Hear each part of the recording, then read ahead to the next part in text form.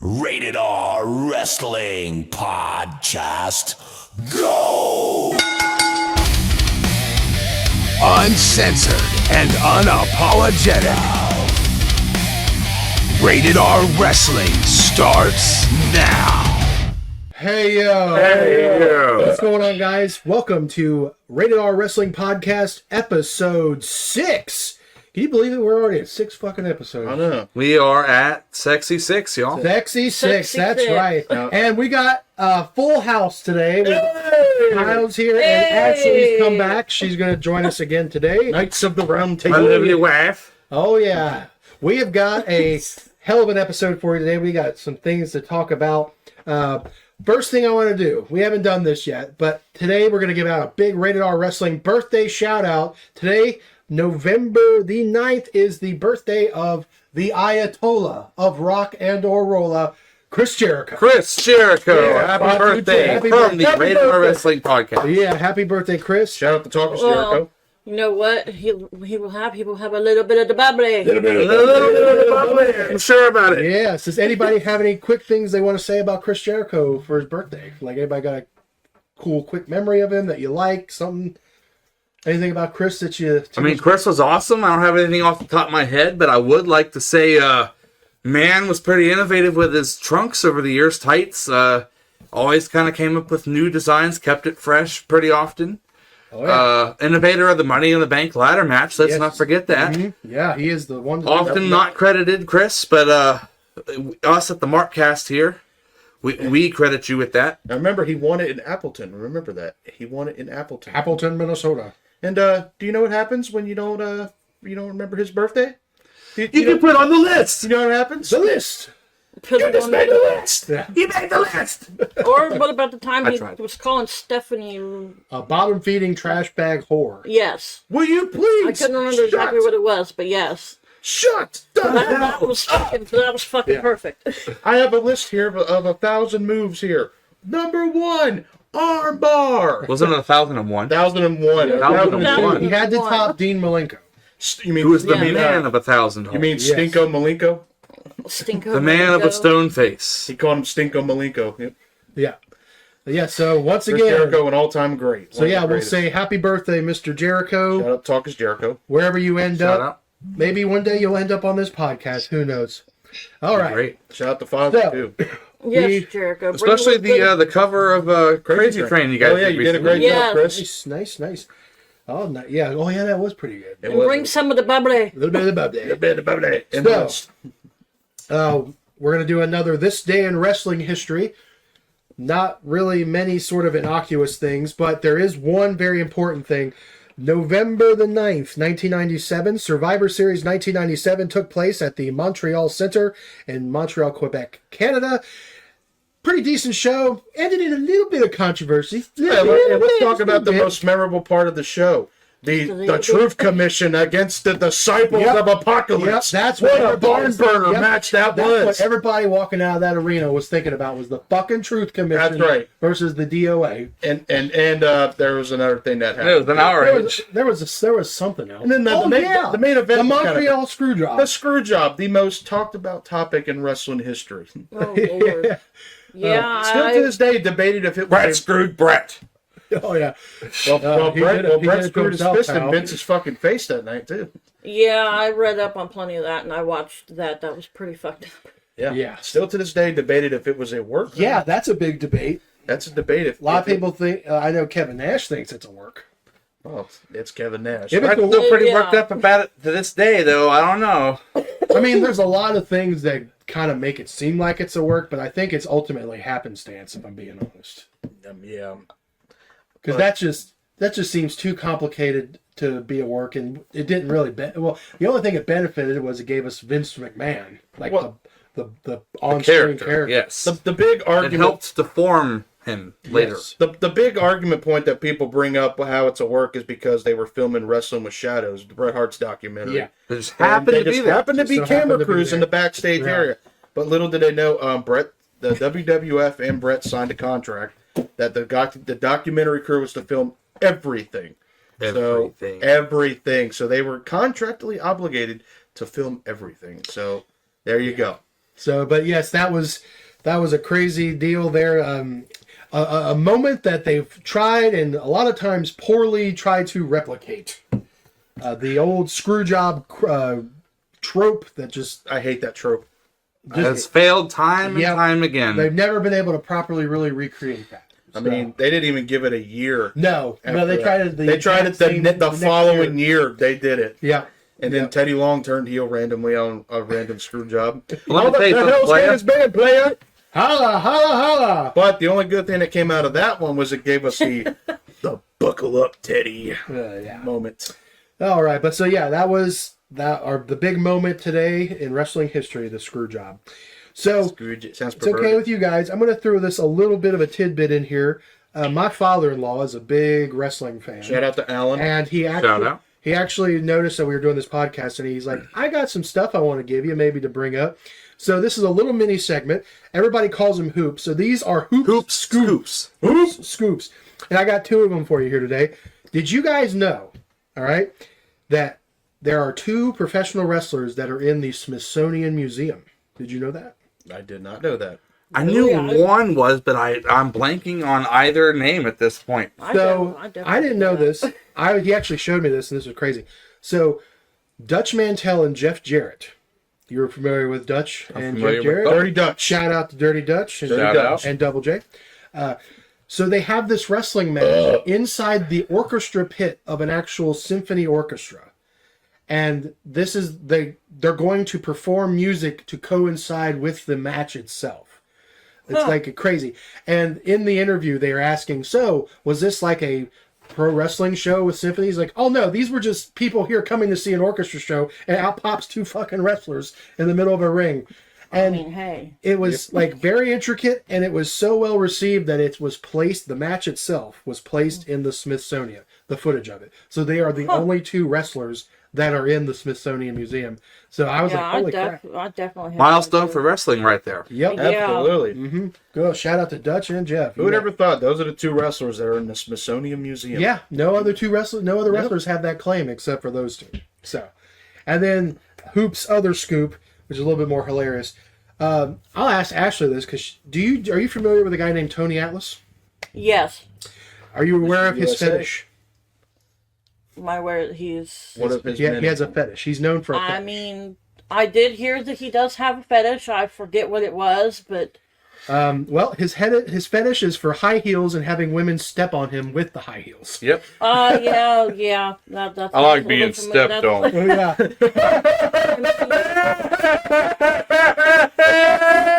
He had the most annoying laugh for the longest time in WWE.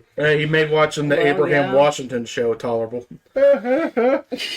He was gold in I'm blanking on the name of that reality show that's on the network. The Legends House? Legends House. He was gold on that. Oh, he was WWE awesome. need to do another season of that with whoever you can get. Yes. That was amazing. I love that show. Mr. They only F. did 1 season of it. One season, yeah. Yeah, Michael showed me a little bit of it. That was amazing. Fantastic. Had Roddy Piper. That was had- back when the network was actually producing original content. Yeah, now they don't fucking do shit Yeah. anymore now. I mean, they had fucking Roddy Piper on there, Hillbilly Sell the Jim. rights to that to some network. They will buy it. Oh, we'll fucking watch it. Yeah. We'll put it on Netflix. Fuck it, I'll watch it. Yeah. So yeah. So Mr. Atlas might come back up later. exactly. He might Mr. come Saba back. Simba. Yeah. So those were Hoop Scoops. Thanks again, Alan, my father-in-law, for the scoops. Hopefully we'll get some good ones next time. And that Yes. was Hoops Scoops. Yes, Hoop Scoops. There you go. Thanks, Hoop. So the main point of this whole episode, we were going to tackle and dip our toes back into the what the fuck. What the fuck? What the And fuck? ultimately ask the question, what the fuck? So, If you will. Daddy. before we step into that, is there anything anybody want to discuss? Actually, now that I think about it, Mike, is there anything you want to rant about?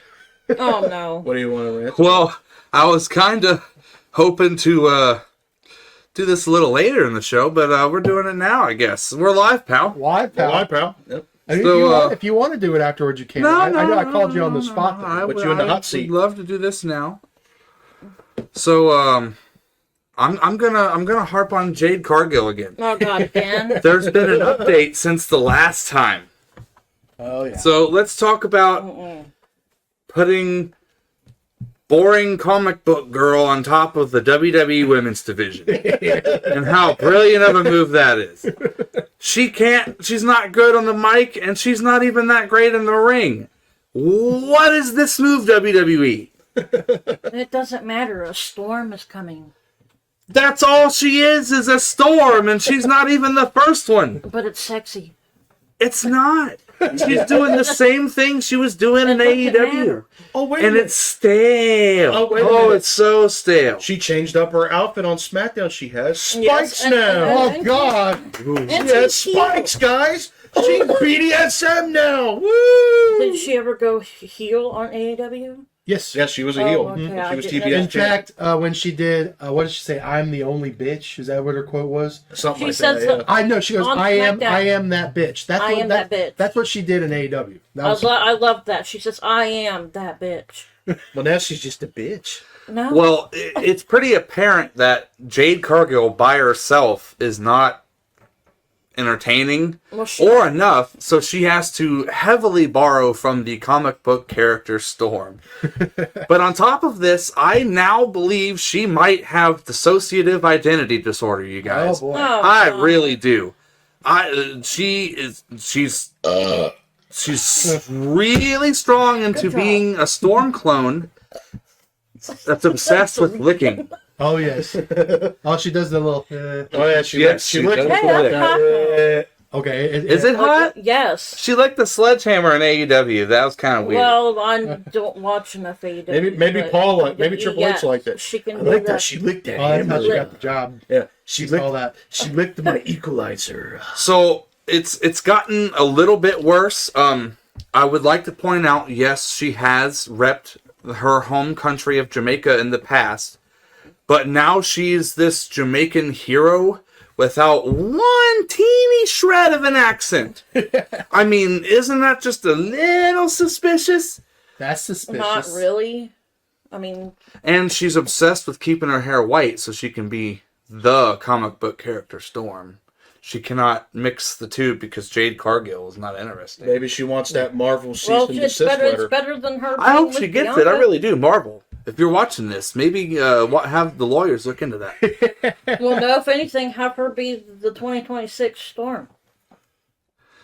So I would like to talk about her recent win in Saudi Arabia. Now, I don't know if you guys paid attention, but when Jade won and she was, the big victor, she got a rain of boos. As a They babyface. hated her. Yeah. An absolute rain of boos. Now, apparently, some of the wrestling community and possibly herself have even tried to state that it was racism. It wasn't racism that got her booed. It was a bad move to put her on top. She's not interesting. And the Saudis actually got that one right, y'all. That's not racism. That was just blatant truth being told out loud. Yeah, it doesn't have to. Racism doesn't always equate to we don't like you as a professional wrestler. Get the fuck out of here. And on top of it, she couldn't even keep her emotional stability to get to the curtain. On the way back, she started insulting fans, and there's video of it on the internet. Yep. So, kind of backs my point that someone needs to be backtracked to NXT and maybe spend some time learning about emotional stability being a babyface and a heel. Well, just be lucky she isn't feuding with 80s Greg the Hammer Valentine. Oh, because God. then he would be like, I'm going to take that disgusting black man. This is a direct quote that he said to the Junkyard Dog. Called him a disgusting black man.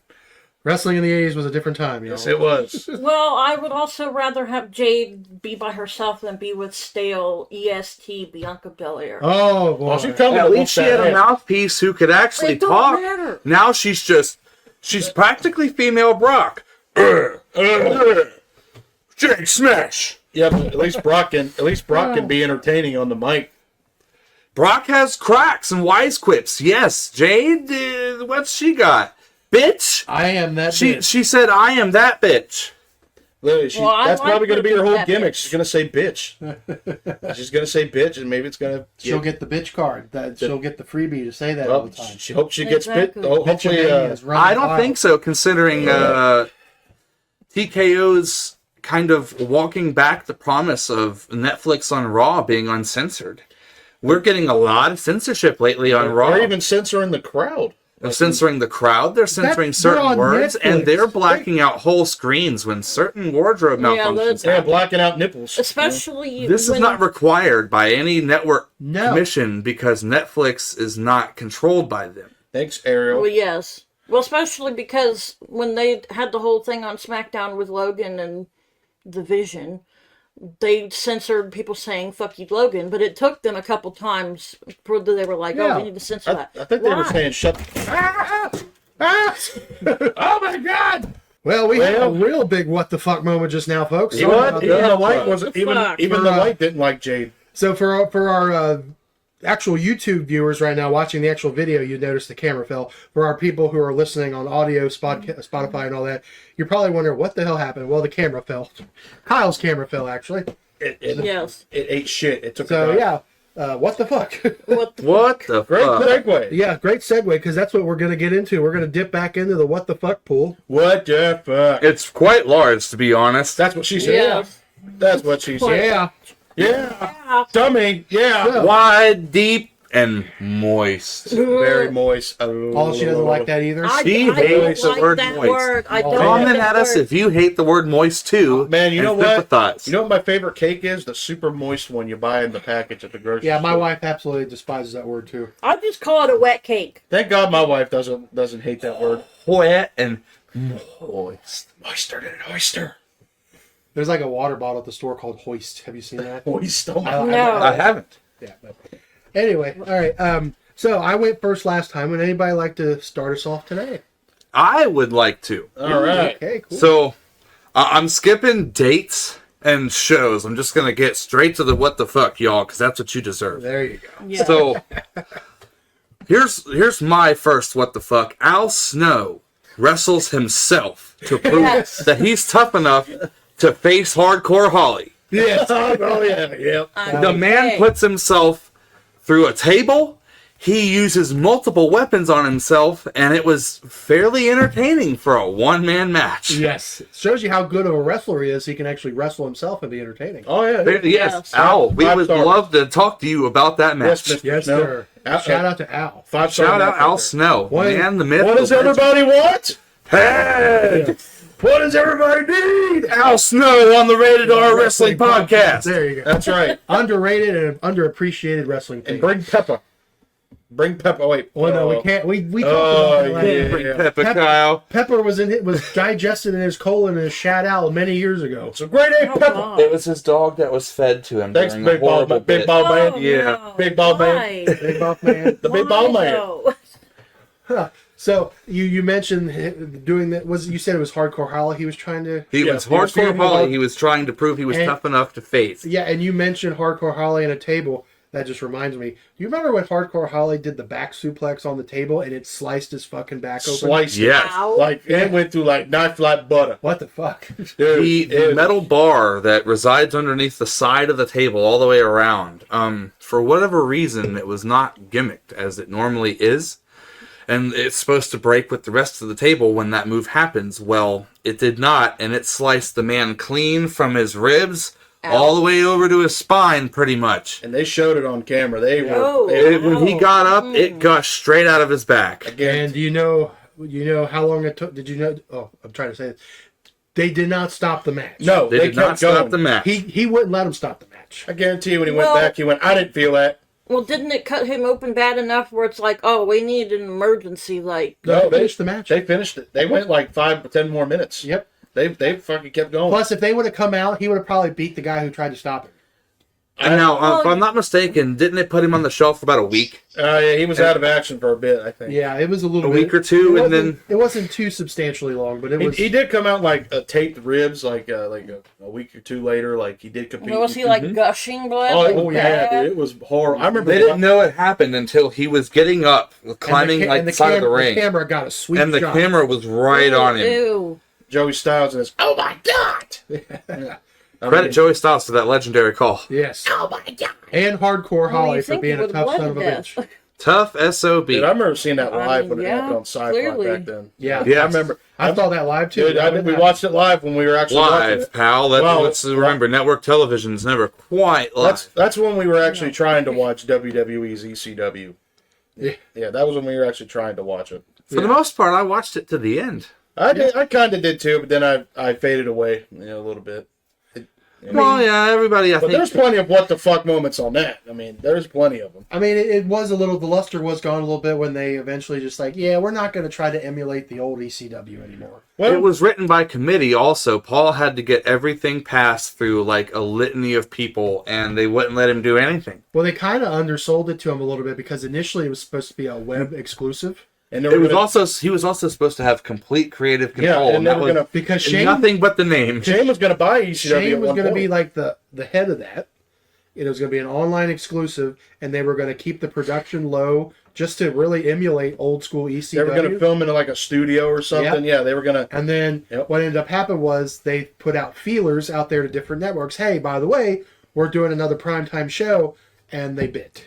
And once that happens, corporate takes over, and they can't do that. Joey Styles said it best. He goes, "If it would have been called anything else but ECW, it would have been a fine little third brand show in WWE's catalog." But And it did serve a purpose though, because without it, we wouldn't have had CM CM Punk. We wouldn't have had Kofi Kingston, John Morrison, Sheamus. a lot of guys broke out from ECW. Kevin Thorne actually kind of Kevin broke out. Thorne, yeah. Yeah. It's, sad. What happened to Kevin Thorne, man? He just never quite worked out no, for he him. did not. No. And two separate attempts too. might I add. Although his valet Ariel was pretty hot, not gonna lie. Mm-mm. I think some bad stuff happened to her. Oh Something, fuck didn't it? yeah! I don't know. The last thing I heard she did was If you know about it, let us know in the Yeah, let comments. us know. Come on, educate. the last us. thing I remember her being in was RVD's hardcore comedy. You ever seen that? I have not.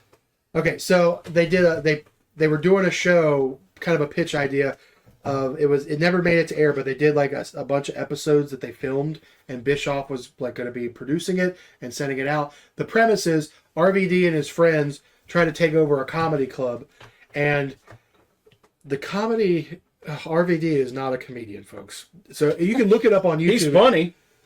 The best part of that whole show is Booker T being on commentary and saying "motherfucker" every word. Motherfucker.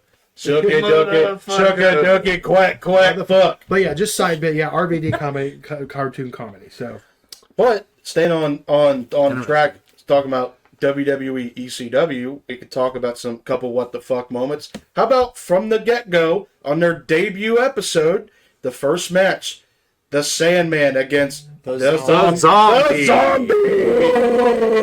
He comes out. You can watch the clip. He's coming out. He's shambling his dead ass to the ring, and there's It people, takes like what 3-4 minutes. oh my! And he's got this typical like Halloween organ music. and then in the background, you can see some audience members going like, "What the fuck is this?" My favorite moment of that match is the moment the bell rings. Sandman Sandman hits just him beats- so hard, he beats the us. dust flies off of him. He beats the fucking bag out of him, dude. Hey. Sandman's like, I ain't got time for this bullshit. Oh, but they kept it He going. didn't lightly hit him either. He Oh, hit he that stiffed first him. cane shot. The first one hits him so hard, dust, makeup, everything flies off of this guy. I kind of felt sorry for him. he put some stank on that. He one. knocked the zombie at him. He went from a zombie to just some shitbag bum. He knocked his dick in the dirt, basically. Knocked his dick stiff, pretty much. And then they kept it going for weeks. They had like a luchador come out, like the Nacho Libre. They had a preacher come out to get his ass whooped by Sandman, all because they were on Sci-Fi. They were going to have an alien on the day. That was I the remember- show Oh, that WCW was the on with reason sci-fi. why I remember they did that it. rumor that Okay. they were going to incorporate like An alien. A lot of sci-fi elements to the show so that it tied in. That's what corporate thought, so it would tie in better. Yeah. But all Wrestling You don't know, corporate, you don't. No, you don't. But those first 6 months of ECW led to a real big what the fuck. December to Dismember 2006. One of the worst pay-per-views of all time. Or best, depending on your opinion The of certain wrestling. The best part of the God, night yeah. was the Hardys against M&M. Not ECW, but they had a great match. The rest of the shit, we had such classics like Matt Stryker versus Balls Mahoney. Shout out, balls. Balls! R.I.P. R.I.P. Balls Mahoney. Tommy Dreamer versus Shout out Matt Jabari. I kind of liked your gimmick. You like Matt Stryker? He had some I good heel fucking work. hate Matt He Stryker. got stale after a while, but he had some Fuck good Matt heel work. Stryker. I fucking hate Matt Stryker. I am your teacher. I don't give a fuck. He was a shitty commentator. Oh, every time something big happened, he would do that. That's just the Michael Cole school of commentary. And then he would come out and describe these guys like he is the purity of penance or whatever. A man liked to alliterate. There's nothing wrong with the alliteration. capture of purity. Every time I think of Matt Striker, I think of the PG. Like we're talking peak PG. Now there was bullshit. a dark period of SmackDown where him and Todd Grisham were the announcers. Oh my fucking! That was rough. That was the drizzling That shits. was That was on ECW. They needed someone a little more experienced on one of those roles. Fuck Todd Grisham too. I hate him too. He sucks. He's fucking awful. Yeah. But back to December to Dismember, they advertised 2 matches on the card.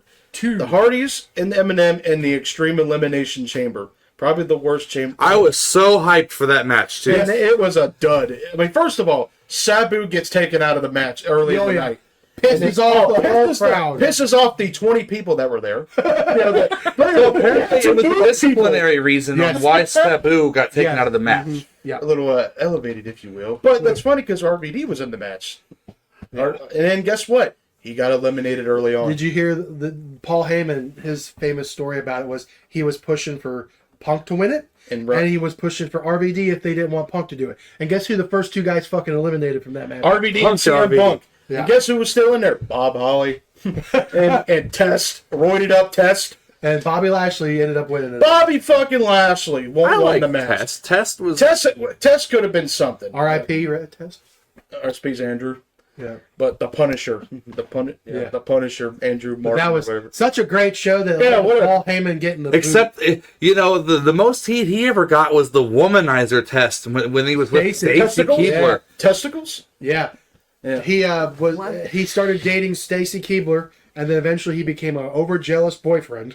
That was very controlling, and eventually laid hands on Stacy. Yeah. And then they decided to team him with Scott Steiner. Well, at first Scott was like, "Oh, we're gonna fight over Stacy's contract," and then Bitso Bango, now they're a teammate, and they're both abusing. Well, not to mention he tripped off the apron in their pay-per-view match. He tripped. Oops. Sorry, Scott. We love you, Scott, but don't come at us, please. Well, to be fair, I'm gonna set the record straight on this, Scott. Scott had drop foot during that time, which means his foot was fucked. He can't control. I want you guys to see this. The wrestling community does not know.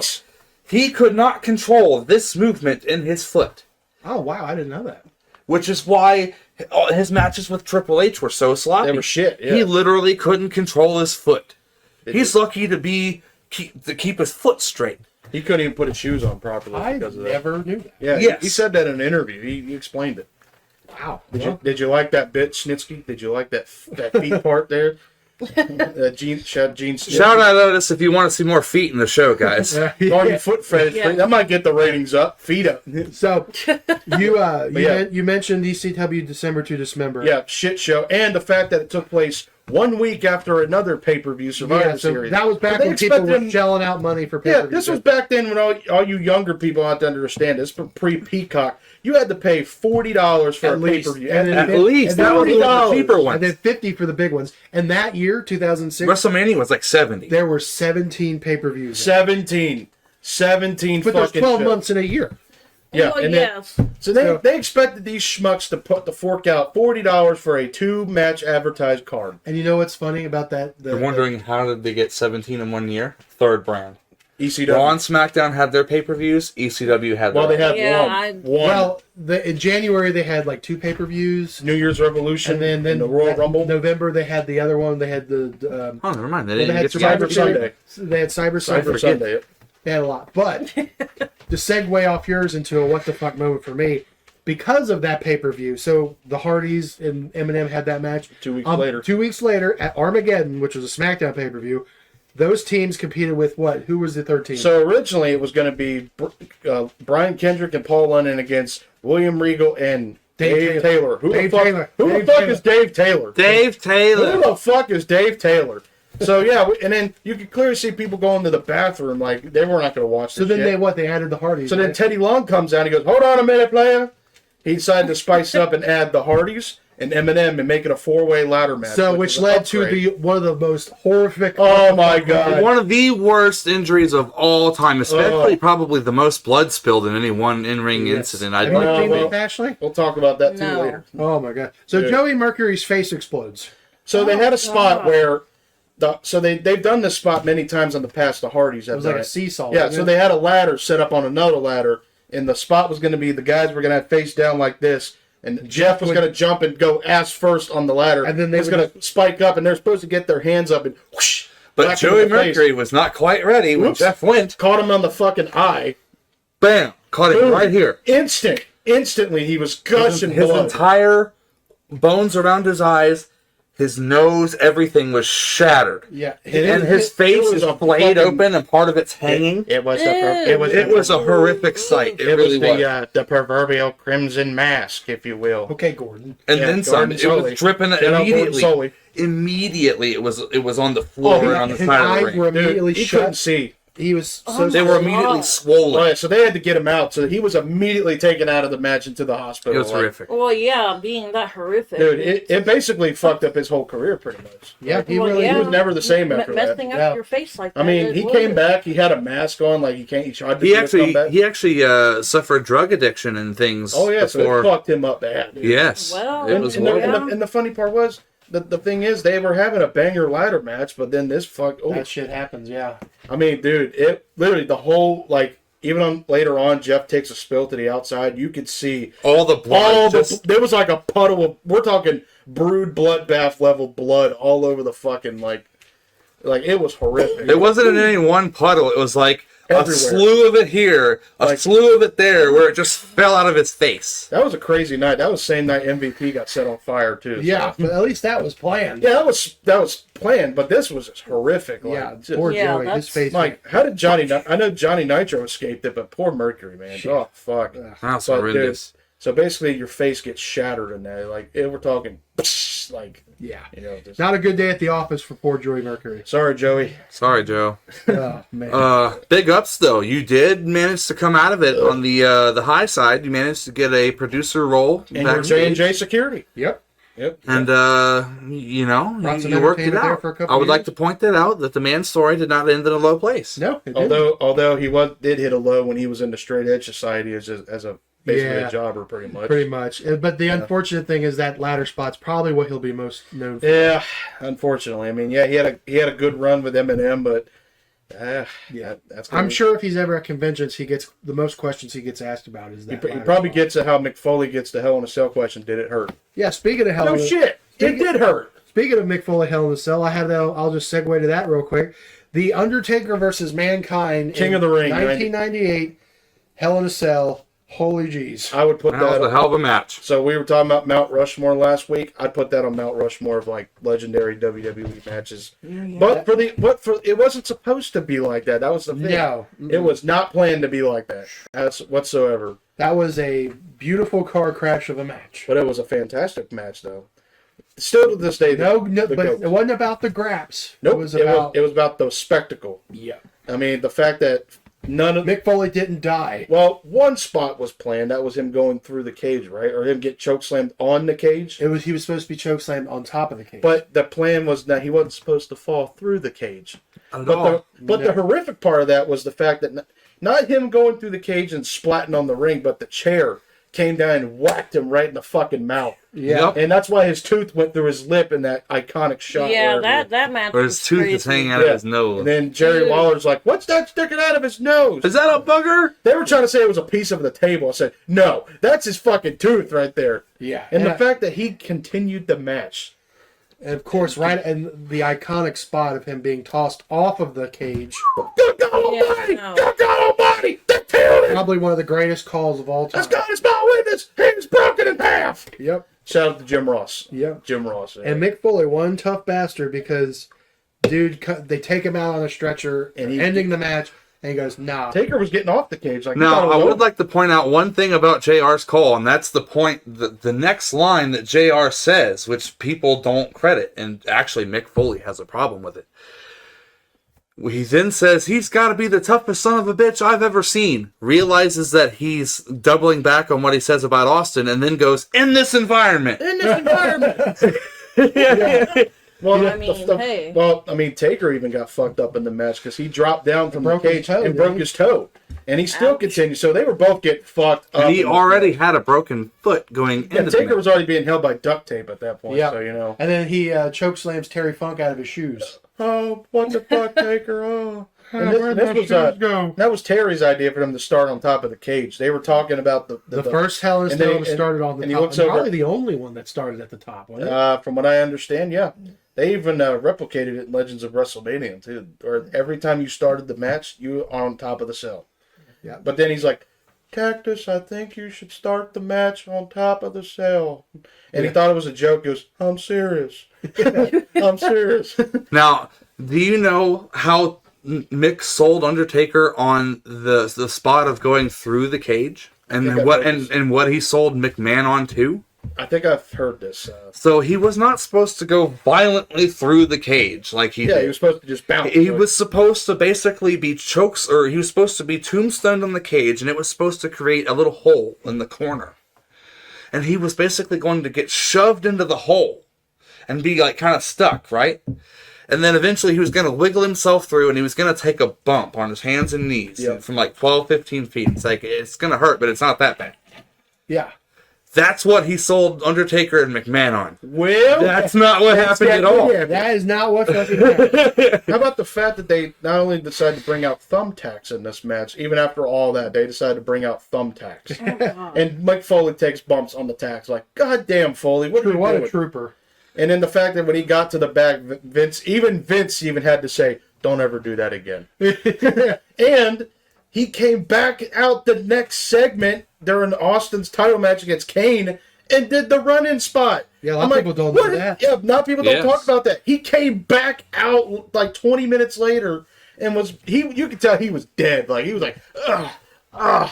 How is this man walking? Like, good God, Foley, you are a crazy bastard, dude. Well, honestly, I feel like Mick Foley is probably the one that took almost the most shit. Like, he took a lot. Always took a lot of injuries, or always. Even before the cell, I mean, he got his ear ripped off by Vader. Yep. He took the ticking. We talked about this a couple weeks ago. The death matches with Terry Funk. Yes, showed her that he showed me one of those yesterday. And then even his stiff matches with Vader, where he get power bombed on the concrete, and bam. He would do that a lot so that he could be noticed. Right, and then even like Ole Anderson or somebody was like, "Don't do that." Because the unfortunate thing is, a lot of the promoters didn't really see a lot in Mick. Not really. Like, well, hell, even in his debut match with the WWF in the '80s, he got clotheslined and knocked his dick stiff by Dynamite Kid. Vince didn't really want him. No, he said he was sleazy. There was a lot of... He was signed to basically prove to JR that when something you love fails... Yep, that was the quote. I want you to feel what it feels like. Yep. Well, and because JR advocated for Mick Foley so much to be in the company. Yep. Vince wanted to teach JR a lesson, so he signed Mick just to fail to teach JR what it felt like. And how that happened. And look what that... Look what Foley turned into a legendary Hall of Fame. Put butts in the seats, pal. Yes. Oh, that puts butts in the seats. Fucking Tony Schiavone. Cactus is going to win their world title. That puts some butts in the seats. Yeah. That was a Eric Bischoff call. Eric Bischoff. And every match, didn't he always have bags or something? Like he always bring out like barbed wire and nails. thumbtacks. Yeah. Not all the time, but it was a pretty common trope of his. Not to mention the what the fuck I quit match with The Rock. Oh, God. He took 15 unprotected chair shots. Yep, But The Rock did, I saw that match. But The Rock did kind of go overboard because he was. Yeah, he did. even mentioned in his book he did. he turned his back and he was trying to give The Rock the cue to like, okay, hit me with the final shot so we can get this over with. Rock didn't take that cue and he kept whacking him in the head. And if you ever see the Beyond the Mat, the documentary that they were filming, the behind the scenes of that where his kids were literally crying because he got his brains beat in. It's pretty disturbing. I mean, it's I would pretty be disturbing crying too. I mean, he got his brains beat No in. more unprotected hair shots. Well, he's still No, to this after day. that, no. Still to this day, he kind of holds that against The Rock for that because I would too. everyone checked up on Foley. The one guy that didn't say, "Are you okay?" The Rock. That does not surprise Yeah, me. he didn't He even was getting his pop. That's what he Yeah, was I mean, it was a like great match, but my God, those unprotected chair shots. Good Lord. They were brutal. They were bad. Like he was, Yeah, that and, was too and he much. wasn't like going like giving him Hogan chair No, shots. Where he he was going whack. He just was whack flinging him in the for the head. fence. He was laying in the leather on that one. No, So that's that a was what- brutal. Playing in the steel. Oh, he was Yeah. putting some stank on it. Like, so that was definitely a what the fuck match. But Ashley, you have any? Well, I mean, definitely one of my big ones is Shane McMahon when he tore his quad at WrestleMania 39. wow, out of all Brutal injury, by the way. out The of guy, all- his leg just folds Yeah, the wrong way. It goes fuck gravity. Oh fuck. Yeah, he literally does the leapfrog and then just instantly goes down, and it's like, oh, there he goes. How about the fact that they had to call an audible and basically be like, "Oh fuck, Snoop, get in there." Snoop went in and punched the Miz. Yeah. Yeah, that Well, was, did you know there's an alternate angle on YouTube of that? There's an alternate angle, and it shows a cameraman gesticulating to Snoop Like, yeah, he was. Oh, yeah, there is. So, yeah. punch, Him. and Yeah. Snoop gets in there, And punches the and fuck out then of the Miz. rest of it he just ad libbed. He ad libbed He that did the terrible shitty people's elbow. or people's something. elbow. Yeah, Yeah, he did. that's interesting. That of all Shane moments, you picked that one. Well, I mean, it was. I mean, the it one was pretty. It was happened pretty. to What's That's the pretty fuck? what the I fuck. mean, 'cause yeah, that's what not the what fuck you is- expected at all. Yeah, I mean, this was Well, his big comeback. You know. That and the fact that it instantly fucking happened. He instantly goes for the leapfrog. Yeah, he was in there for about 5 seconds. Yeah, He tore a fucking we quad. haven't seen him since either. Where, Nope. yep. That was No, his last where appearance. the fuck? So that did might he be go? that could potentially be the last. time That you could be remember. your last remembrance of Shane McMahon is tearing his quad at WrestleMania. Well, actually, I can give you another what the fuck Shane moment. Okay. Have you ever seen his feud with Kane in Oh. 2003? Or are we gonna talk about the? I can rapid fire a few what the fuck moments. Well, definitely a what the fuck moment. The one where Kane shocked his Electrocutes his testicles. Yes, I watched Yes. that. That was yeah, rough. Yes, I've Yeah. seen that. That was Oh, very. that was rough. That was brutal. That What was- man would want a car battery hooked up to his wet testicles? By the way, Yeah, he like- hit him with some water. And Yeah. also, did Shane have children after that? I think Yes. he already had How- kids at how- that Oh, point. he might. He had children, I think, before and possibly even after. So I guess the shock didn't work. I guess Oh yeah, about to Welcome say if to he had McMahon, children damn it. afterwards, why? That like seed that- is strong. the product of my Powerful- semen. He has powerful grapefruits, just like Those his dad. grapefruits. Yes. The McMahon grapefruits. What about when Shane put Kane in the limo and said, "Have a nice ride," and then boom, hits a tractor trailer and Kane dies pretty much. I don't remember that. You don't one, remember but yeah, that? Shane. Didn't he also kick him in the dumpster? of Yeah, so fire? they had a big dumpster God. fire. Literally, it was a. So they. This was funny. They had this big dumpster set up, and right next to the dumpster was all these cans that straight up say gasoline on it. I'm like, I wonder where this is going. So Kane, and then he gets kicked in the fucking dumpster, and Kane comes back like a week later. Sweet Jesus. Oh, they had a. It was a what the fuck feud, and then shit. Was? That was actually one of my earliest wrestling memories. Was Kane and Shane's feud. I remember I being very disturbed by when he ambushed him in the hospital, and he fucking ambushed Shane in the hospital, and he was like he dumped blood on him and whatnot. He was beating the That was fucking pretty brutal, brakes yeah. off him. Yeah, he's a McMahon, damn it. So I've got one. Yeah. Let's rewind the clock a little bit to I'm not sure the exact year, but it's right after Randy Orton beats Chris Benoit for his first ever World Heavyweight title reign. So that'd be 04. Go for it. The next night on Raw, during a speech, to make a point, Randy Orton asks all the 23-year-old men in the audience to take off their shirt. In a I don't surprising remember move, all of the 23-year-old men in the audience take their shirts off. I do not And it remember becomes a very odd sight. It almost reminded me of being at a football game because like a third of the crowd is now shirtless. Oh god, and I'm sure there was a couple of fat fucks out there. I mean- Oh, They the only fat showed fucks. like some of the skinnier, more buff guys, but yes, there were some fat dudes you could clearly see in the pan. Hey, we could say that because we're husky. And I guys. don't think some of them were 23 either. I think some dudes are just like, yeah, excuse to take my shirt off. It was definitely one of the weirdest wrestling moments. It's That weird was to the fact that I surprising. barely remembered that. Well, everyone talks about the Evolution betrayal that night, but no one talks about that. That kind of overshadowed it. I didn't even know that happened. I'll be It honest. did. I It didn't even did. know. That's saying something. Learn Oh, something new shit. every day, and knowing is half the battle. Oh, G.I. Joe. Now I got one for old Scoop Hoop. I got one for you, Scoop. All right, Got one for you, Hoop. So Chief J Strongbow versus Don Kent Oh. in a shark cage match. Oh, Not a typical shark. Not cage. a typical Oh, shark God. cage match. Normally, you would think of a shark cage elevated above the ring, right? And someone is in it. This is not this match. No. This was basically what happens if someone said, "We have Hell in a Cell at home." Great They value took version. an actual shark cage, locked both men in it, and they had a match in the cage. Then they go on for like 10, 15 minutes, and they were just struggling. to get It out was of the one of the most brutally boring matches My of God. all time. And the Long cage matches. door kept awkwardly Yes, opening, opening. and the ref kept having to shut it. This match had no real logical finish to the point where they had to bring out one of the baby faces at that time, Mark Lewin, to actually choke Don Kent from behind the cage to let Chief Jay Strongbow win. This match was a flaming dumpster fire from the beginning to the end. This match is a very Clearly, intense because I've match never here. seen it. This one took place in the 70s. I'm not sure the year. I'm sure Hoop would surely know. Can I just throw this out there that the shark cage gimmick period is one of the stupidest fucking gimmicks ever?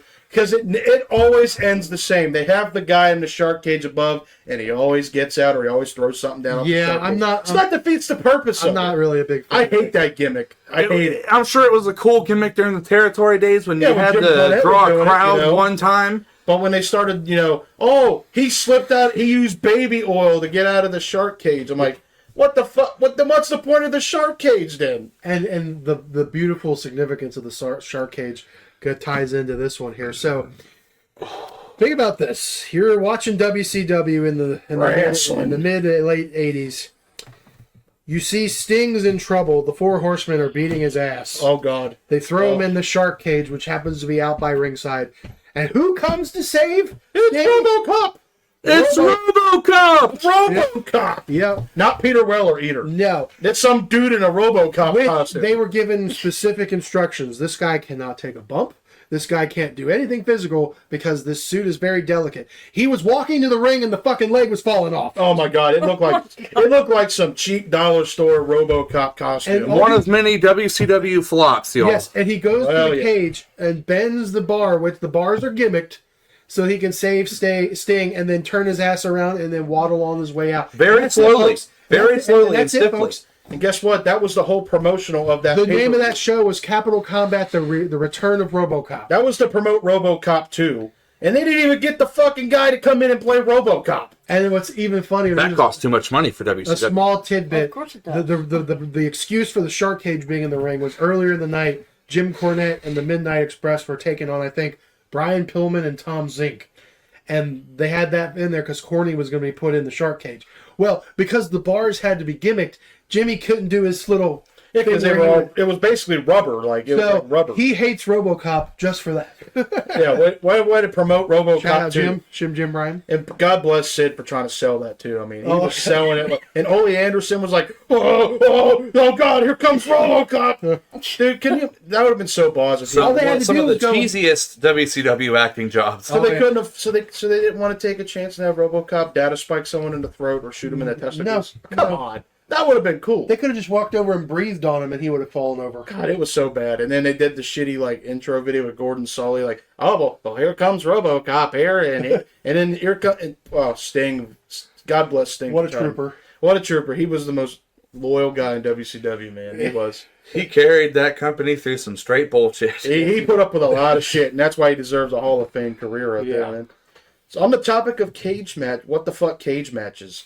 Let's fast forward a couple more years later. We are now on our third What the Fuck cage match Yes, in this yeah, so episode. this is Just a want to point that out, y'all. Yes. Halloween Havoc 91, 92. Oh, are you talking about the Chamber of The Horrors? Chamber of Horrors match. Oh, boy. And keep in mind, this was the opening match This of the was pay-per-view. a stinker. Now, on paper, star-studded match. You had Scott Hall, Sting, Cactus Jack, The who was Steiners. the Steiner brothers, Vader, and Abdullah Abdullah the Butcher, On and, paper, a freaking and great match. and El Gigante, the giant. Yeah, but here's where the confusion starts, even before the fucking match starts.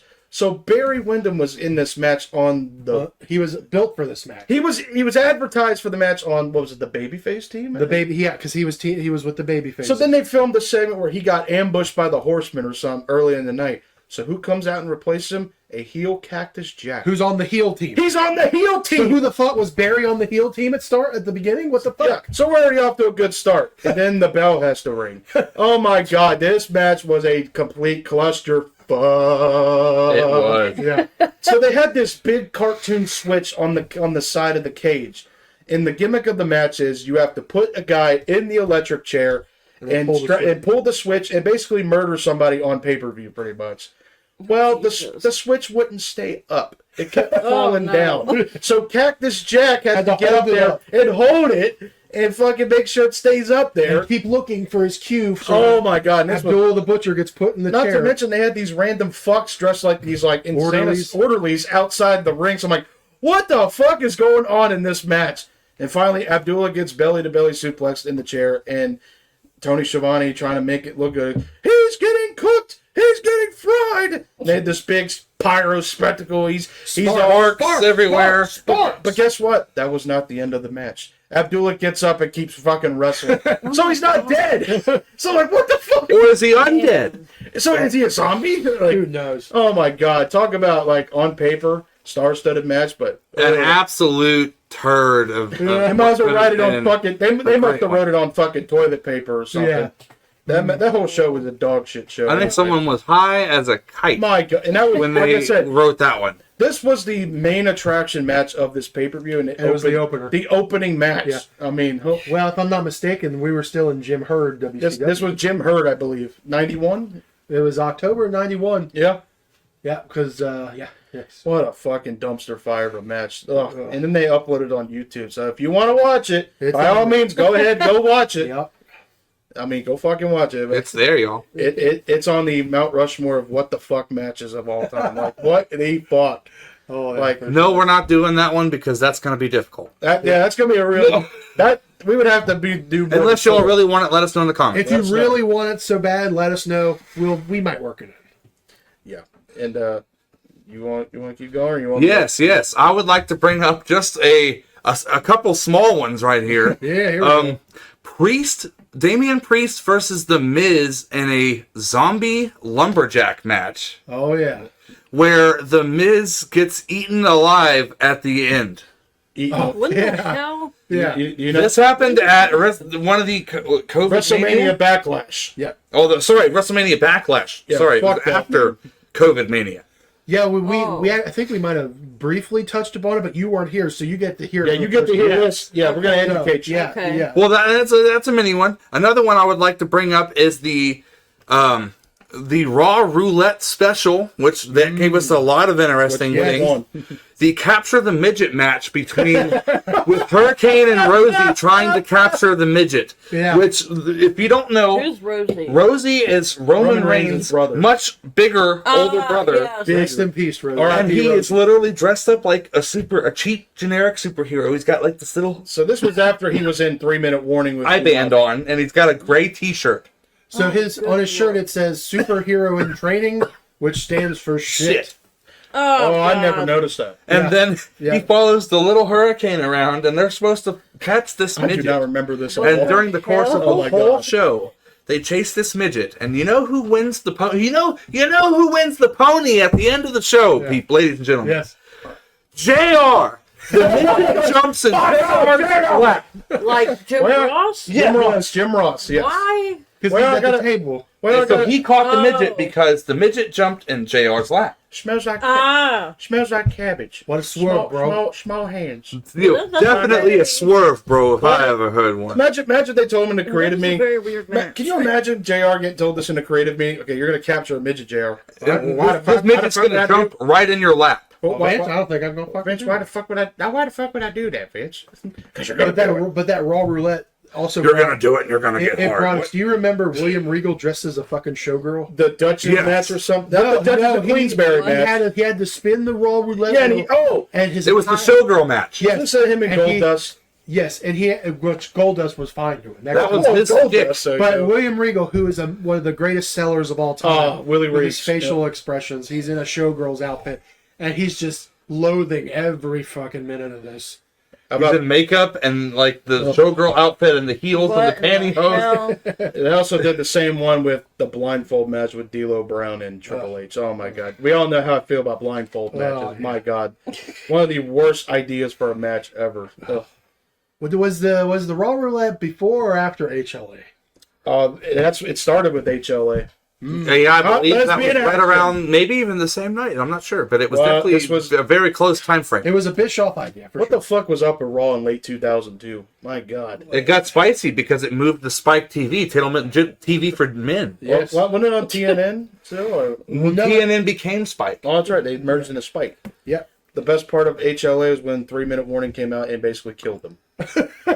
Yeah. Oh, they're taking out the lesbians. Which 3-minute warning was Rosie as in Jamal, aka Umaga, in a tag team. And they basically just came out and destroyed dudes in So 2 minutes or less. The best. It was always Okay. great because if somebody was in the ring, Bischoff would come out and be like, Well, you got about 3 minutes. 3 minutes, and then their music would hit. Yeah. Oh god. The best one he did was Billy Gunn and Chuck Palumbo when they were Billy and Chuck, and they did a wedding skit. Oh yeah. And they were going to get married and all that, and they were insinuating that this was a gay wedding going on. And they pretty much went almost all the way to the until idea. the end when Until Billy's like, wait, we Wait, ain't gay. we're not gay. we're not gay. We have nothing against gay people. We love them, but Matter of fact, if I was gay, I wouldn't be marrying Chuck. And then turns out it was a big master plan by Rico. because the priest was like, wait a minute. Did I say 3 minutes? And it was Eric Bischoff and the priest. And then they came out and just laid waste. Oh my Oh, god. sweet. Funny moment though, but that was definitely what the fuck. Yeah.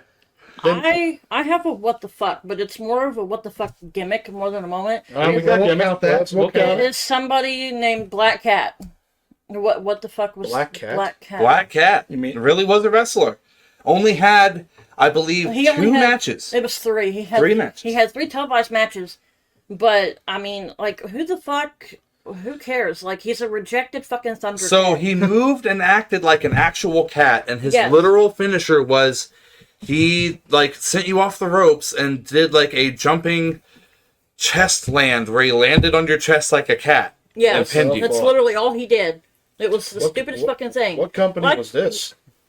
This was, God, the NWA maybe? The NWA? Oh my god. This was some pretty old Yeah, stuff we had to this dig is into. pretty here. old. Yeah, Yeah, Well, 'cause I've never heard of that. He was No. basically The guy was pretty much, the guy thought he was a Thundercat. yes. What the fuck? Thought he was a Thundercat. Like, who the Who the fuck? fuck do you think? Lion-O?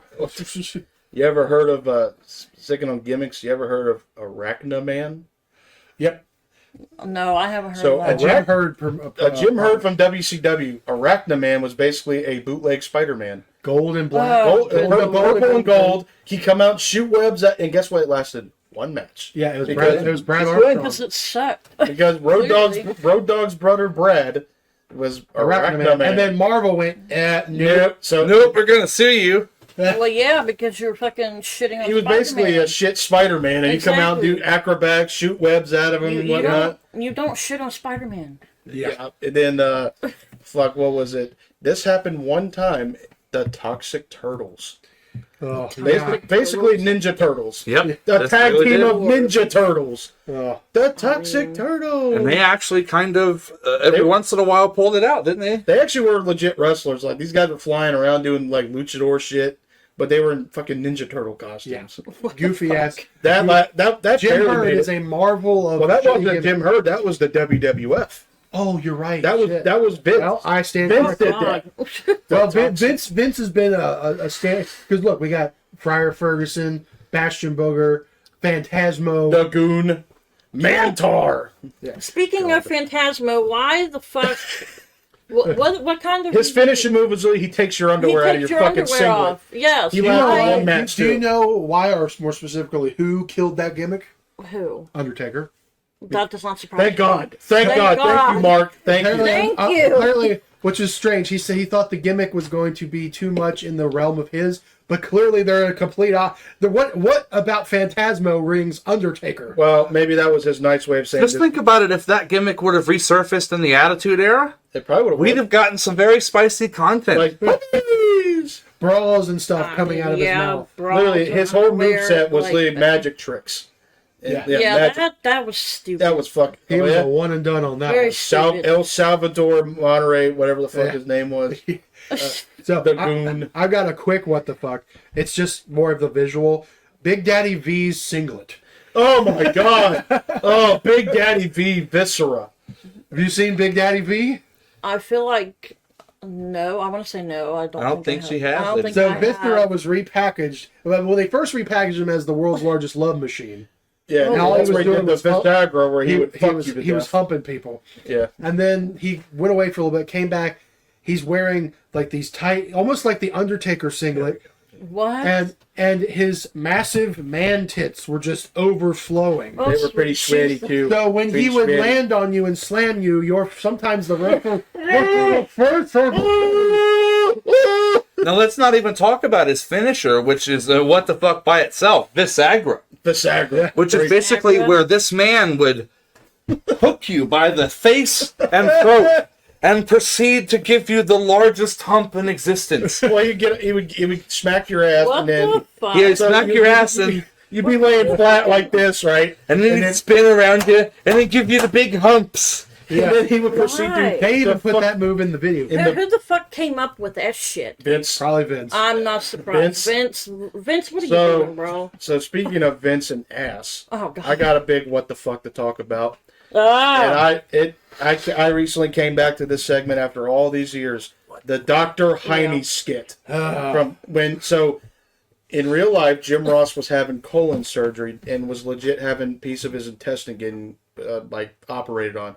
Well, Vince didn't like that, so he proceeds to not only fire JR on television to write him off. Then the following week he does a skit where Jim Ross is getting a colonoscopy by Dr. Heiney, Vince, and a doctor, and then nurse tits or nurse Something like that, pads, yeah. and he proceeds to pull random ass objects out of his ass, Including his head. including his. And this was the big joke. He would pull like barbecue sauce out of his ass, the fuck? and then he was making all these shit Why? jokes. He was jackhammering, spreading his butt cheeks and whatnot. Ew, and bro. oh my god! And then, not to mention, in this segment, when he'd be digging in his asshole, he would have these sound bites of JR going, "By God! By God!" So they were taking sound bites of Jim Ross, like he was getting his asshole like hollowed out. Now I'm not sure if he was around at the time, but that sounds like some Vince Ferrara writing if I ever heard No, it. they were gone from the company. They were Oh. gone. This was completely Vince's idea. I bet. Well, And then- Vince had a good habit of fucking with his own like inner circle. Yeah, and Jim Ross and They've had a very up and down relationship. yeah. You know. They Vince is not afraid to take the petty pop shots. Yeah, so he was so petty that Jim Ross had a legit fucking medical problem. So he's like, all right, well, I guess I'm doing Dr. Honey, pal. And he pulls a football helmet out of his ass, too. And then he pulls his own head and goes, "You got your head up your ass." That was the big punchline. Yeah, that was the payoff, folks, was you got your head up your ass. And then he takes the fake JR dummy, slides him off the table, and fucks the nurse on the slab at the Oh end of my the segment. god. And while they zoom in on the We're live, JR head, Why? that was up his asshole. You know what? I remember seeing that 20 years ago in 2005. And then not even 2 weeks ago, it pops up and said, I have not seen this in 20 years. I thought it was a fever dream. No, it happened. Well, I would like to combine three of our last topics. I would like to combine horrible Vince McMahon gimmicks. I would like to combine the letter A. And I would like to combine the opposite of HLA. I would like to talk about the complete 180 Adrian Adonis did from his black tough guy leather, Adorable Adrian Adonis. his tough guy gimmick with the leather jacket to biker the looking. 180 to adorable Adrian Adonis, All because he had clad gained weight. in pink and scarves. Yep. All because he gained weight, too. That was his punishment to that. So Vince turned him into a semi-gay character. Jesus. He dyed his hair completely blonde. He hosted a interview Flower segment called Shop. The Flower Shop, Yep. of all things. Good Which this was Lord, because the why? storyline was it was counteracting Piper's Pit. Mm-hmm. Because he was feuding with Roddy Piper at the time. And when the adorable one stopped being adorable, he got the first ever haircut by Brutus the Beefcake Barber. Yeah, because he was Brutus Beefcake early in the night. This was WrestleMania 3. So him and Piper had the haircut match. Yep. And this was his retirement match to go film movies. So he beats Adrian Adonis, and then Brutus Beefcake comes out, takes the hedge clippers that was in the match and becomes the barber. Yep. Then True that's story. how he becomes. Fuck. That's how he becomes Brutus the Barber Beefcake. But give it to old Adrian because he's like, instead of cracking, he's like, fuck it, I'll run with this gimmick. He ran with it, which that was during the 80s, and they were basically painting a sign on his back, "Hate this man because He's gay." Yes. This was during the '80s AIDS epidemic, so Yes. not a lot of people. He came from a tough neighborhood. Even his people he went to school with were Pardon me, like, ladies and gentlemen. what the fuck are you doing? Like, this is not Adrian. This guy was legit too. Like he mentioned, he was in the biker get up. He was a legit worker. He was working Japan. He was working the territory. The last guy you expected to become adorable overnight. Which, when you think about it, they kind of reversed it with Chuck Palumbo because he went for being semi-gay, and then they made him a biker a couple years later. Yeah, they turned him into American Badass They Taker did? Light. Yeah, he came out on. Yeah, he was basically a great value version of American Badass. Yeah. And he came out on the bike, and he was with, which is ironic because Michelle McCool was his manager Yep. at the time. So that irony. Yep. Sticking to that time period of petty gimmicks. So Vince, a few years later, we're going to circle back to Mr. Tony Atlas. Oh, God. Oh no. So, well, I promise you, he was not doing that when he got this gimmick idea. So Vince decided, so you're no longer going to be Mr. USA Tony Atlas. We're going to turn you into The pride of Africa. Saba Simba. Saba Simba. Basically coming out in African garb with an African mask with a spear. Pretty much a Shaka Zulu gimmick. Yes. No, this is not racist. This ain't Vince racist. was really big on repackaging people by doing their roots. He did that with Saba Simba with Tony Atlas. He also took Tito Santana and made him the Matador. Arriba! Yeah. The El Matador Tito Santana. Yeah. We all know what the worst gimmick of the bunch is. Terry Taylor as the Red Rooster. Now speaking, well, go on. He had his hair done up like a rooster. He did. And literally his theme song was a rooster going cock-a-doodle-doo. Literally. And guess what? He started off as a heel in Bobby Heenan's family. Yes. Now, speaking of people that were birds, I would like to bring up my what the fuck, which is wrestling's fascination with wrestling birds. There's been more than just one or two. There's actually more than you might think. There is the Red Rooster, Terry Taylor, and his red gobblety, whatever the fuck that was. Coco Beware, the Birdman, who brought an actual live bird to the ring. I hate Coco Beware.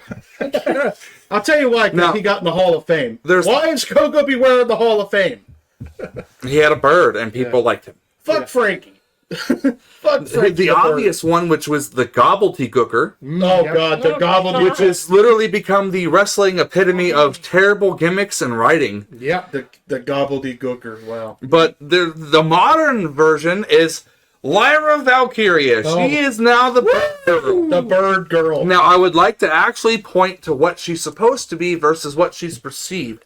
She is supposed to be a Celtic Morrigan, which basically is a being that is supposed to be able to turn into a raven and decide the outcomes of battles. But in all honesty, she looks more like a pigeon, and I don't think she could decide the outcome of anything. They love birds, man. Oh, boy. The only cool bird gimmick was Raven. I mean, but he wasn't really a I bird. forgot about Raven. Raven, when he came to WWF, they literally had a raven in his entrance music. Caw, caw. I mean, but he technically wasn't a bird, but Now, there's another one. The Fabulous Freebirds. While they were not a bird gimmick, yeah. their whole gimmick was inspired by Freebird, which Leonard is Skinner, inspired by a bird. Yes. So by proxy, they are birdmen. It comes around. It works. Yeah, So, I mean, fuck, Terry Gordy came out the Freebird in Japan all the time. Yeah. All the fucking time. So they're birdmen, whether they like it or not. Fabulous Freebirds, you're birdmen. yes. Shout out Michael Hayes. But still, fuck Coco Beware. Mid-Carter at best, Hall of Famer, though. And here's a fun fact. You've seen the Gobbledygooker, right? He's shown you that? Has he The shown you? I've seen a little gobble- bit, A yeah. guy that hatches from an egg. That's Yeah. the You know Survivor who- series. Do you know who portrayed the Gobbledygooker? No. Hector Guerrero. I think he's Eddie's brother. Yeah. Eddie's brother. Really? Yes. Yep. Eddie Guerrero's What a brother. waste of a massive talent. Yeah. You know who was originally going to be in that egg? He barely dodged that. He gimmick. thought he was going to be Eggman. Yes. He's like, I'm going to be Who, the Eggman. Undertaker? Yeah, because he was was called gonna by be- Vince. Oh, good So Lord. Survivor Series was coming up, Vince gives him the call, and he goes, and he's watching TV, and he sees the egg that they were building up for weeks. He's like, damn, He goes, I'm gonna be Eggman. He goes, I'm gonna be Eggman. I'm gonna be fucking Eggman. And Why? Imagine the history books if that had gone that way. me and Mark Cowles pops out of an egg. Yeah, well, Oh my god. Excuse me. Undertaker wouldn't be a thing if had that happened. Well, but thank thank God Undertaker became a thing, because obviously... So Survivor Series 1990 had 2 infamous debuts, one good and one shit. Yeah. Yeah. Yes, and he narrowly dodged that bullet. yeah, thank God he did. God damn, dude. Oh, Fucking bird gimmicks. Oh. I got another what the fuck injury. Yeah, go ahead. Basically when... What the fuck? Yeah. fuck? Basically, when Ridge Holland threw Elton Prince up in the air and Elton landed directly on his shoulder, that I practically wanted to faint. He did break his collarbone. Yeah. He Instantaneously. landed directly on it. It looked incredibly Yeah. painful. That one Well, was Ridge a lot. has got a bad reputation. Hey, he broke Big E's neck. He broke Big E's neck. And then he injured, didn't he, or did he get injured with Pat McAfee and Adam Cole in NXT? I think he did. got it. Yeah, and then he injured, was it Ricochet or Cesaro one time? Something like, Yeah. no, Ricochet hurt him because they did the flip and his boot broke his came nose, down on yeah. Ridge's face. He broke his nose, I think. Yeah. So, Yeah. Ridge is... The guy, better or worse, kind of botched his way out of the company. Yeah, now So- apparently he can't pay his mortgage now. So. Is that the one that he did? You said he did to Big E. Is that the one that basically ended Big Pretty E's much, career? Yeah. Big E's pretty much done. Big E's pretty much done. Ridge Holland, what the fuck are you doing? It was an accident. Yeah, Yeah. Well, yeah, it's an accident, but still, It's unfortunate. it's an unfortunate is. one.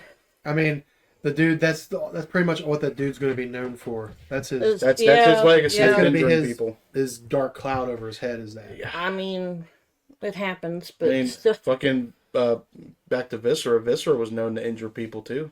I mean, Yeah. he sat on Kevin Nash's back. Swear to God, bro, you fucking sit on me. Yes. And then he sits on him, and then you can hear it in the match. Fuck! What the hell? And then he broke Undertaker's orbital bone. Yeah. Ow. Yeah, that's why he wore that Phantom of the Opera mask, because he broke his Oh, orbital. I barely remember that. And then with Kevin Nash, I have a what the fuck here. So imagine, if you will, you're watching in Raw in 2002. Kevin Nash has been gone for a while, right? He's still part of the NWO. He comes back, big triumphant promo on Raw at the start I'm of the medically show. cleared. He's medically cleared. We're going to kick some ass. We go on later tonight to have like a big 10-man tag. Nash gets the hot tag. He runs in, takes one big leap. Then Bubba Ray's going, oh shit. And then they have to pretty much Kevin call. Nash tearing his quad. What the fuck? They basically have to call an audible the rest of the match, pretty much. So he basically came back from an injury and then He got injured. to get it. Same And night, Ford Squad same again. night. That That ultimately ended up killing the NWO. They Boy, yeah, the dissolved next week, it. Vince comes out and says, well, the NWO's dead. Yeah. Oh, the NWO's I mean- dead, pal. We're done. Well, it was probably about time. It was Yeah, probably well, the best move. It was. That's why if you've ever heard the Kevin Nash quad memes, that's where pretty much That's where it comes from. The That's- Kevin I've Kevin never Nash. heard that, but that wouldn't Oh, surprise Oh, yeah. that's where it comes Kevin from. Nash does anything, blows quad. That's where. That's Pretty much. I Yeah. mean, Speaking of quads, Mr. Vince McMahon coming out and fucking up his quad. yeah, at the Royal Rumble. yeah. Oh, The- that was yeah, when John Cena and Batista botched the finish. yeah. Vince Oh, was so God. pissed he ran out and fucking blew his knees. out Yes, in the ring. that was pretty funny. I was laughing my ass And off. the funny side of Vince just sitting on the ring and he's just sitting barking on- orders. Yeah, barking orders. And then he gets, and then that was he a gets great out of the ring and blows his other quad. You gotta imagine Yeah. though, the dude. You go looking at his face. He's not selling it. Like he's No. probably dying on the inside. Yeah, that hurt. Yeah, that would hurt. You know what? That must have fucked him up so bad. Because Kevin Nash went, and Vince didn't even do it. No, No. Vince was barking orders and shit. That must, you know what? That must have fucked with Vince's head so bad because when he came back, he had to beef with God. Oh. He had to feud with God. Oh my god. You and God against me, Vincent Kennedy McMahon, and the product of my semen, my son Shane. We could have went to that show. It was in Lexington to Yeah, see Backlash. to see. Yeah. But did you hear the tale that lightning did strike the arena that night? Apparently it did. Yeah. God was not happy. Boy, clearly. Vince goes into church and calls out God pretty much. Vince pisses him off. That's what God's going to do. For weeks, he was calling out God to a match, and then God, me and you have a lot in common. he basically says that God didn't show. Yeah, basically Well, no show. he did that night. So in the record books, it is shown that Vince beat God in a match. Oh, good. And I don't think he was happy with that. Do you think perhaps maybe God was still a little bit perturbed because he turned in to see the WrestleMania Rage Party and watched Vince spaz out? Oh, with Chocolate salty balls. chocolate salty balls, I saw it. He's like, ah. And then Shane was drunk off his ass. I almost forgot This about happened. that. I forgot about that, and then you shared that on Facebook, and I'm like, oh shit, I remember that. Not to mention Shane was drunk off his Vince ass. that dancing night. like he's having a seizure was like the best part. He was like, Oh my god, dude. And Shane going around all night going, Just to the sound of Isaac Hay going, suck on my chocolate salty balls. Put them in your mouth and suck them. That was to promote WrestleMania 15. Right?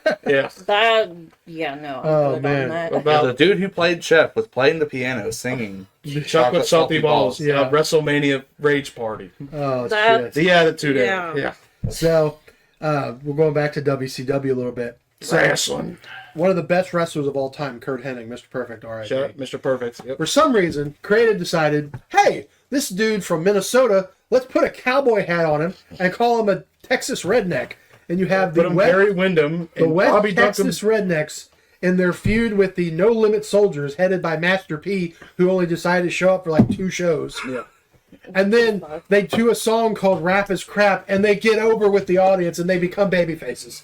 He was teaming with Bobby Duncan Jr. and Barry Windham. Yes. And to then be fair, that show was in Nashville. they did a live show at the Houston Astrodome. Oh, it's on an Houston. on an episode of Nitro. Almost the same thing. Hey, Not Rap. to mention Curly Bill. Oh, Virgil. Virgil. Curly Bill. And it slowly faded away. He had like a piece of hay in his mouth, too, didn't he? Oh, dude, he'd come out. Ew. There's the man of 1,000 gimmicks, too. Virgil. Ugh. Gotta make The man of 1,000 gimmicks, and no matter what, he's always in the background. Gotta make that fuck Made a money. living off of being in the background. Make that fuck money. And then and the man who would put his autograph tables on everywhere. Yeah. Everywhere. R.I.P. Virgil. Yep, Virgil, you are an interesting guy. Talk about a hustler. Wait, you gotta make that money. Gotta make that fuck money. Even if he had to promote Ted DiBiase was gonna be there with him, and Oh, he yeah. was not. And he was not. So I've got a double whammy one here that involves Dustin Rhodes. Oh, Twofer. boy. Sorry, Dustin. Shout out to Dustin. So the first one takes place in, was it 99 or 2000? He comes back to WCW as 7. Oh, yes. What the fuck? He was quite upset. I've never heard of that. Oh, you're gonna love You'll this. have to watch this. I can't do it justice, but basically, he leaves the WWF as Goldust, comes back to WCW. Vince Russo, who's part of the creative, decides we're going to make him look like Uncle Fester, if you know who that is. To play long, From the Adam Family. long trench yes, coat, Uncle Fester. long black leather coat, black hat. He flies to the ring. Now, mind you, the build-up for weeks are these vignettes where he's basically a pedo looking in the room of this Oh child. my god. Come be with me, John. Not the pedos. All, Come for on. all this build-up, this super serious, and people are going to be like, oh, this is going to be dead on arrival. Dustin flies in. He's floating Levitates. He's levitating. to the ring, and at the start of his promo, Cut that music down. Yep. I want everybody to take a good long look at this crap I'm in. I left the World Wrestling Federation for gimmicks like this. Why? Yeah, he totally It was a work buried. shoot promo. He buried it, which we turned. It was work shoot. But the powers that be dressed me up like Uncle Fester, Playing trick or playing treat. trick or treat All all year. year long. Oh, He by the way, was my new name. pissed. Oh, by the way, my new name is Seven. By the way, so Totally shot over the whole gimmick, yeah, ruined this was it. a Vince Russo brain Well, idea. I mean, So, which that led to him becoming the original American Nightmare. Dustin Rhodes. He was the American Nightmare. yeah, before he was Cody. called the American Long before Nightmare. Cody. okay. So, and then Adrenaline wasn't in his soul, then. no. No, Or it's not. melanin, for that matter. So, Every fight out of control. So yeah, that's the first thing about So Dustin. then- The other thing I want to point out is many years later in AEW, there is a faction called the Dark Order. So they do this big beatdown in the ring. Well, there is a nameless, faceless jobber guy that's part of the Dark Order as like an extra. Well, they didn't really teach him much at Hammer Slam Wrestling School because boy. when he's on top of Dustin Rhodes doing the punches, he's literally punching around his head in front of the Missing hard every cam. punch. And Dustin, by God, is selling it. He's got to sell it, pal. Oh, it looked awful. So Dustin is selling it just to try to make it look Yep, good. but his hand was so far in another job. atmosphere. It's but clearly people could tell that he was not punching. no, he wasn't even anywhere near. It was clear as day. No, it was like here's his head. He's over here. Yeah, no, that's... There is Yeah. another what the fuck you forgot to mention about Mr. Dustin. What's that? 2007, he goes to TNA. Oh my And God! he becomes Black Rain, Black Rain. Basically a emo Goldust. who pretty was much. fat. He was fat and he was fat. Yeah. So yeah, take it away, Scott. Thank you, Scott. Yeah, he was basically. Couldn't have said it better. Yeah. He was basically in his peak drug and very fat phase. Yes. He comes back with black and white paint, It's black like an and white inverted suit. gold dust. Basically, he'd come out to like this death metal music, and he'd have a rat in a cage named Misty, and this was basically the feud with Abyss, pretty much. Yep. And then they brought Johnny Stamboli then as Relic. Killer Backwards. They always said it every fucking match. Relic is killer spelled backwards. Relic is killer spelled backwards. No, really, is it? Black Rain. Oh my God. Chubby fat. Chubby fat gold Emo dust. gold. At least he's sobered up now, thank God. Well, here's a mini what the fuck. His role on the plane ride from hell. Yes. Oh yeah. Him literally singing over the plane phone Yeah. drunk as To could be. Terry Oh Runnels. my To Terry God. Runnels. Oh. Man was thinking with the wrong head that day. Meanwhile, Ric Flair's playing helicopter. Helicopter. Rick was definitely thinking with the wrong head. Helicopter. Yeah, Helicopter. that was entirely fucked Yeah, up. that could be a whole what the 'Cause, fuck. yeah, on the planet. Michael showed me that. Oh yeah, that's Shout out Vice. I definitely showed her the Yeah, documentary. that's right. Yeah, That was that's the our best friend way to Vice. cover it. Vice, yes, Yeah. Vice does have some pretty good dark side. Oh, Rain. unfortunately, that led to Scott Hall getting fired, though. yeah. Yeah, poor Scott Hall. That was unfortunate. Yeah, that was Brock Lesnar almost killing everybody by Oh, by good Lord. breaking Suctioning everyone out of the plane. Yeah. Yeah, I imagine that news article. him and Mr. 15 WWE superstars sucked out of plane to their deaths. The rest fall to an airplane crash. They're also dead. Yeah. Oh god, it was bad. That would have been a lot. Jesus Christ, it was awful. So, Ashley, have you ever heard of the infamous choppy your pee-pee? Choppy choppy your pee pee. Choppy, I have no idea. pee. Val Venus gets into trouble with Mr. Tamaguchi-san. Is that his name? Yamaguchi-san. Which Val Venus, his whole gimmick is literally he's a former porn star. I remember the Val Venus Hello, thing, but I don't. Yeah. And he gets into some entanglements, supposedly, with Mr. Yamaguchi-san's wife. So to punish him and his group tie him up in this room, and he is going to, and I quote, choppy your pee-pee. And he has a katana in his hand. And he's getting ready to chop Val's member off. That's So then they attack him the next week, and they bring him to the locker room, Yeah. and they strip him butt-ass naked. He let his ass is hanging out, and they insinuate that he got John Wayne Bobbitt and got his dick cut off. Yeah. Well, then they explained the next week that it was because, and I quote, shrinkage. Apparently he lost his boner, and that's what saved his life. why in the yeah. fuck? It's what saved us Johnson was shrinkage. I mean, just think about that next time, gentlemen. You know, Miss Shrinkage might save you in a really tough predicament. Yeah. When the blade's falling, think about whatever you got to think about, guys. Sometimes it doesn't pay to be hung like bull. All because he banged the Asian chick. And that's why they cut his dick off. Well, following along that same year, what about the travesty that happened to Road Warrior Hawk? Oh, yeah. So first of all, they were treating the Road Warriors like a couple bitches because let's fuck them. Let's totally just fuck them over the whole year. So then all of a sudden, Hawk starts coming out every week drunk. And keep in mind, in real life, he was having real life problems.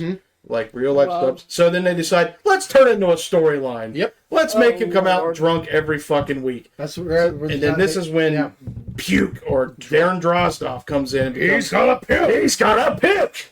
His gimmick was he pukes. So Oh, that's, he's got a puke. He's got a puke. I'm good. So then he I'm decides. good about watching that. So then he proceeds to become an honorary Road Warrior member, pretty much. Well, this culminates in an episode of Raw where Hawk comes out and he basically has enough. And he basically He's had enough, ladies and gentlemen. he had enough. So he decides to climb the Titantron. Oh, So no. so then they're like, no, don't wait. So he climbs to the top of the Titantron, and then Droz comes up there and tries to stop him, and then he falls off the Titantron. And then the funny part was he falls off, and you can see a little stick figure falling behind the Titantron, and you hear a big crash, and everyone's like, oh my god, what happened? A tragedy has fallen before us here. Well, they decided to finish the episode of Raw after that. A man just died. Supposedly, that was after Owen's death, wasn't it? Or was it before? that was before Owen's death, so this was very odd.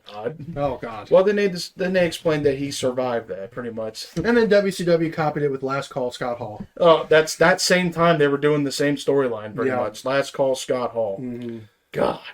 Plus, WWE was really good for the what the fuck cliffhangers when they did the Pillman Stone Cold segment. Oh, Pillman's got a gun. Yeah. Yes, Pillman's got Oh, a gun. that, yeah. When I Austin remember that. 316. That was one hell of a cliffhanger where you didn't know if he had shot Stone Cold Yeah. or not. Yeah. See, when Austin 316 meets Pillman, 9mm gun. I Yeah. have Oh, it seen was that. a- That- And the best part is that was filmed not a stone's throw away from here. Yep, not too far from where That we're took at. place in Richmond. Good old- Richwood. Richwood, Walton, Kentucky. Locals call it Richwood. Walton, Kentucky Well, is what everyone else knows it Well, as. they kept Yeah. calling it in the segment Cincinnati. Suburban Cincinnati. Because no one knows where the fuck Walton is. Yeah. Well, they did put it on the screen, Walton, Kentucky, so they're like, what the fuck is Walton, Kentucky? Yeah. And then Stone Yeah. Cold beating the shit out of some guys outside his house. And Well, it's because sorry to interrupt, but Brian Pillman was from around here, wasn't yeah, he was a Cincinnati Bengals, and he was Yeah. from the area. He was from Richwood, yeah. And he So, lived. that- Yes. So that was his house. That was legitimately his shoot house in that Oh segment. my gosh. And then he breaks in, and Pillman pulls a gun, And it goes off the air. then And he beats up Pillman's real life friends outside of his house. he like Oh, beats the shit. shit out of him. And he's like whipping their ass, drowning him in a kiddie pool, pretty much. Think about that story, though. Those guys can drink for the rest of their lives and go, yeah, I was beat up by Stone Cold Steve Austin. He whipped our ass in a kiddie pool. In a kiddie pool, yeah. Don't you ever mess with me, son. Well, they did cut back to after they showed him with the gun. They did cut back. They went to commercial. A long commercial, mind you. Actually, they ended the show to conclude the segment, and nobody got shot. But then you still see wild-eyed Brian Pillman threatening to kill Stone Cold on television. Oh, good Lord. Yeah, They they had definitely had to PR that up. Well, the USA was going to throw him off the air because of that. Yep. So then they had to come and apologize for that. But that was basically another Damn. seed planted for the Attitude Era, pretty Yeah. much. This was 96, by the way. This was late 96. Okay, Yeah, so what? I was a few months old. So the Attitude Era hasn't started yet, but this was basically planting the seed. This was a precursor. I want to say this was fall. Like November 96? 96? Yeah. Yeah. I was definitely a few months old. Yeah. I mean, you were seeing all this goofy shit on the show, like fucking Rockabilly on here. Yeah. And then you see Pillman threatening to kill Stone Cold with a gun. Same show. Yeah. Same show, by the way. What a time to be alive, man. Oh, man, this was their way to try to counteract WCW. Wow. Anything for ratings, pal. Yeah. Let's have a gun. Yeah. Gotcha. Well, I mean, you're not wrong. Got any interesting What? more? You got any more you want to A lot share of with us? attempted murders. At the moment, I'm run dry. Got any you want to share with us? I think she's got a couple. I mean, mine are I have mostly rants, basically. They're like, Well, you know. this is got a unfiltered, unadulterated, and Uncensored. uncensored. Rated R Wrestling That's right. Podcast. Unsponsored. So Okay. let them loose. Oh, well, Let's hit it. first one I'll talk about is Bad Bunny. Why bother bringing him into wrestling? Like, what's the fucking point? Hey, in fairness, he was actually pretty decent. No, Yes, not. he was. No. Yes, he was. See his He's cheeks. completely He wasn't fucking that ass. bad, okay? I'm not a fan of Bad Bunny whatsoever, but he actually held his own, and he might have been carried He's- by some workers, but He's a shitty rapper, a shitty wrestler. Hey. Definitely been in WWE. who would you rather watch, him or Logan Paul? Neither. Logan Paul. Yeah. Sure. I'm calling it. He's going to be a future world No, champion. the fuck he ain't. I will quit No. watching. That's what everybody says. You're going to watch, and even if you Dude aren't, is they're not like- going to miss he- the ratings. Personal shit aside, dude is like one of the best heels they got right Not now. impressed. Not impressed. Logan Paul probably sucked a lot of dick to be in the fucking that? company. Well, maybe let's be he's honest. He's still good. Well, he's got one thing. Going, Logan. He's got one thing in common with his brother. They both think they're phony tough guys. You know. Yes, and Phony. honestly, Phony. Phony. speaking of Logan Paul, Mr. fucking dumbass wanting to join the Vision. He wants to be with Mr. fucking The Bronze. the Bronze. Hey, the with Bronze are Paul gonna. Heyman. The Bronze are the future of the business. No. Uncle Scott's gonna be very proud. His nephew's gonna be world champion. I'm sorry, but Braun Breaker's only famous because he's a fucking Steiner. Okay, he may have got to start because he had Steiner, but Well, in all he's fairness, proved his worth. they could have easily given him the Steiner. They didn't give him the Steiner name. They He chose called not Braun to. Breaker. It don't matter. It's He's gonna beat stupid. Punk for the world title at WrestleMania probably. The only move he knows how to fucking do is the spear. No, What the fuck? he's Dude got can more. fucking do the spear though. I swear to God, he did the Frankenstein. I don't He did the understand it. Frankensteiner. And he's a And Bronson Reed, big man, big man Well, can move. Your tribal chief. he tried to do the whole Tribal feet. Steiner Tribal math. feet, No. tribal feet. He tried to do the whole Careful, fucking hey, Steiner math thing. Careful, he'll steal your shoes. He'll steal your fucking shoes, man. He's a fucking Braun Breaker's a fucking Nepo baby. No, I'm talking about Bronson Reed. He'll take your shoes. No. He's not a Nepto baby. Where's all my dogs at? No, he's a fucking Oh, Nepo come on. baby. He was badass. And why did they have to make him Seth Rollins' bitch? Because he got Ooh, that is a He point. wasn't Seth Rollins, bitch. He's a Paul Heyman project. Well, that he's, didn't last long because he fucking speared Seth. well, out of yeah. Yeah, he but sent him now to he, oblivion. now he is the Orcus bitch. Hey, I don't know. I'm starting to see The little Oracle. The Oracle. No, Heyman. the Orca. tidbits there where Braun kind of Definitely doesn't Orca. always seem like he's into what they're saying. Like Exactly. he's gonna break out as his own man. He never see. I feel like he would be better on his own than with. well, he will be. Hey, you gotta say and- Paul Heyman can create stars. And That's what he's honestly, doing. Bronson Reed, he's just Tsunami. no. He's just fat. What is it, Scott? Was it? overweight. What'd you say, Scott? He's fat! Hey, And he's like one of those athletic big men like Bam Bam Bigelow. No, and he's Vader not and- athletic in the slightest. Oh yeah, and- he He is. Oh, does. yes. He Oh, does yeah. When he does his tsunami, he doesn't even jump. He just What other fat fuck can jump off a cage? He just fucking falls. He didn't jump, to be fair. He Well, fell. well, he did break his ankle there, but But but think about it. Falls. You think my fat ass is gonna get on that cage? No, his ass is getting up there. No, and he killed- He doesn't jump though. He And just falls. he basically killed Braun Strowman pretty much. It's He killed- stupid. Oh come on, he's gonna be a future. Like why? We have Braun Breaker. And plus he has. Fatu. And if he wants to fuck up a wrestler, any wrestler to fucking get rid of their ass, you think they'd only be like, oh, Bronson Reed can do the tsunami once. No, he does it multiple fucking times. Because it got the crowd to pop. The crowd loves the tsunami. It don't fucking matter. You know how they It's chant the one more stupidest time. fucking thing in the One world. more time. They want Hashtag it doesn't matter if you support it it. doesn't matter. It doesn't fucking It matter. doesn't matter. It matters. It doesn't fucking matter. I'm telling It's you. the stupidest fucking Braun thing. Breaker's going to be one of the future stars, and then Bronson Reed, he might be a It's- world champion too. You never know. They're going to be. I'm calling it. Braun's going to be the world champ, and Logan's going to be WWE champion at the same time. Hell no. I disagree with one of those fucking statements. but- Logan Paul's a fucking jackass who needs to go back to YouTube or be with his fucking brother. well, he can't go back to Japan. Well, he's already retired from boxing, so there goes He's that. back full time, baby.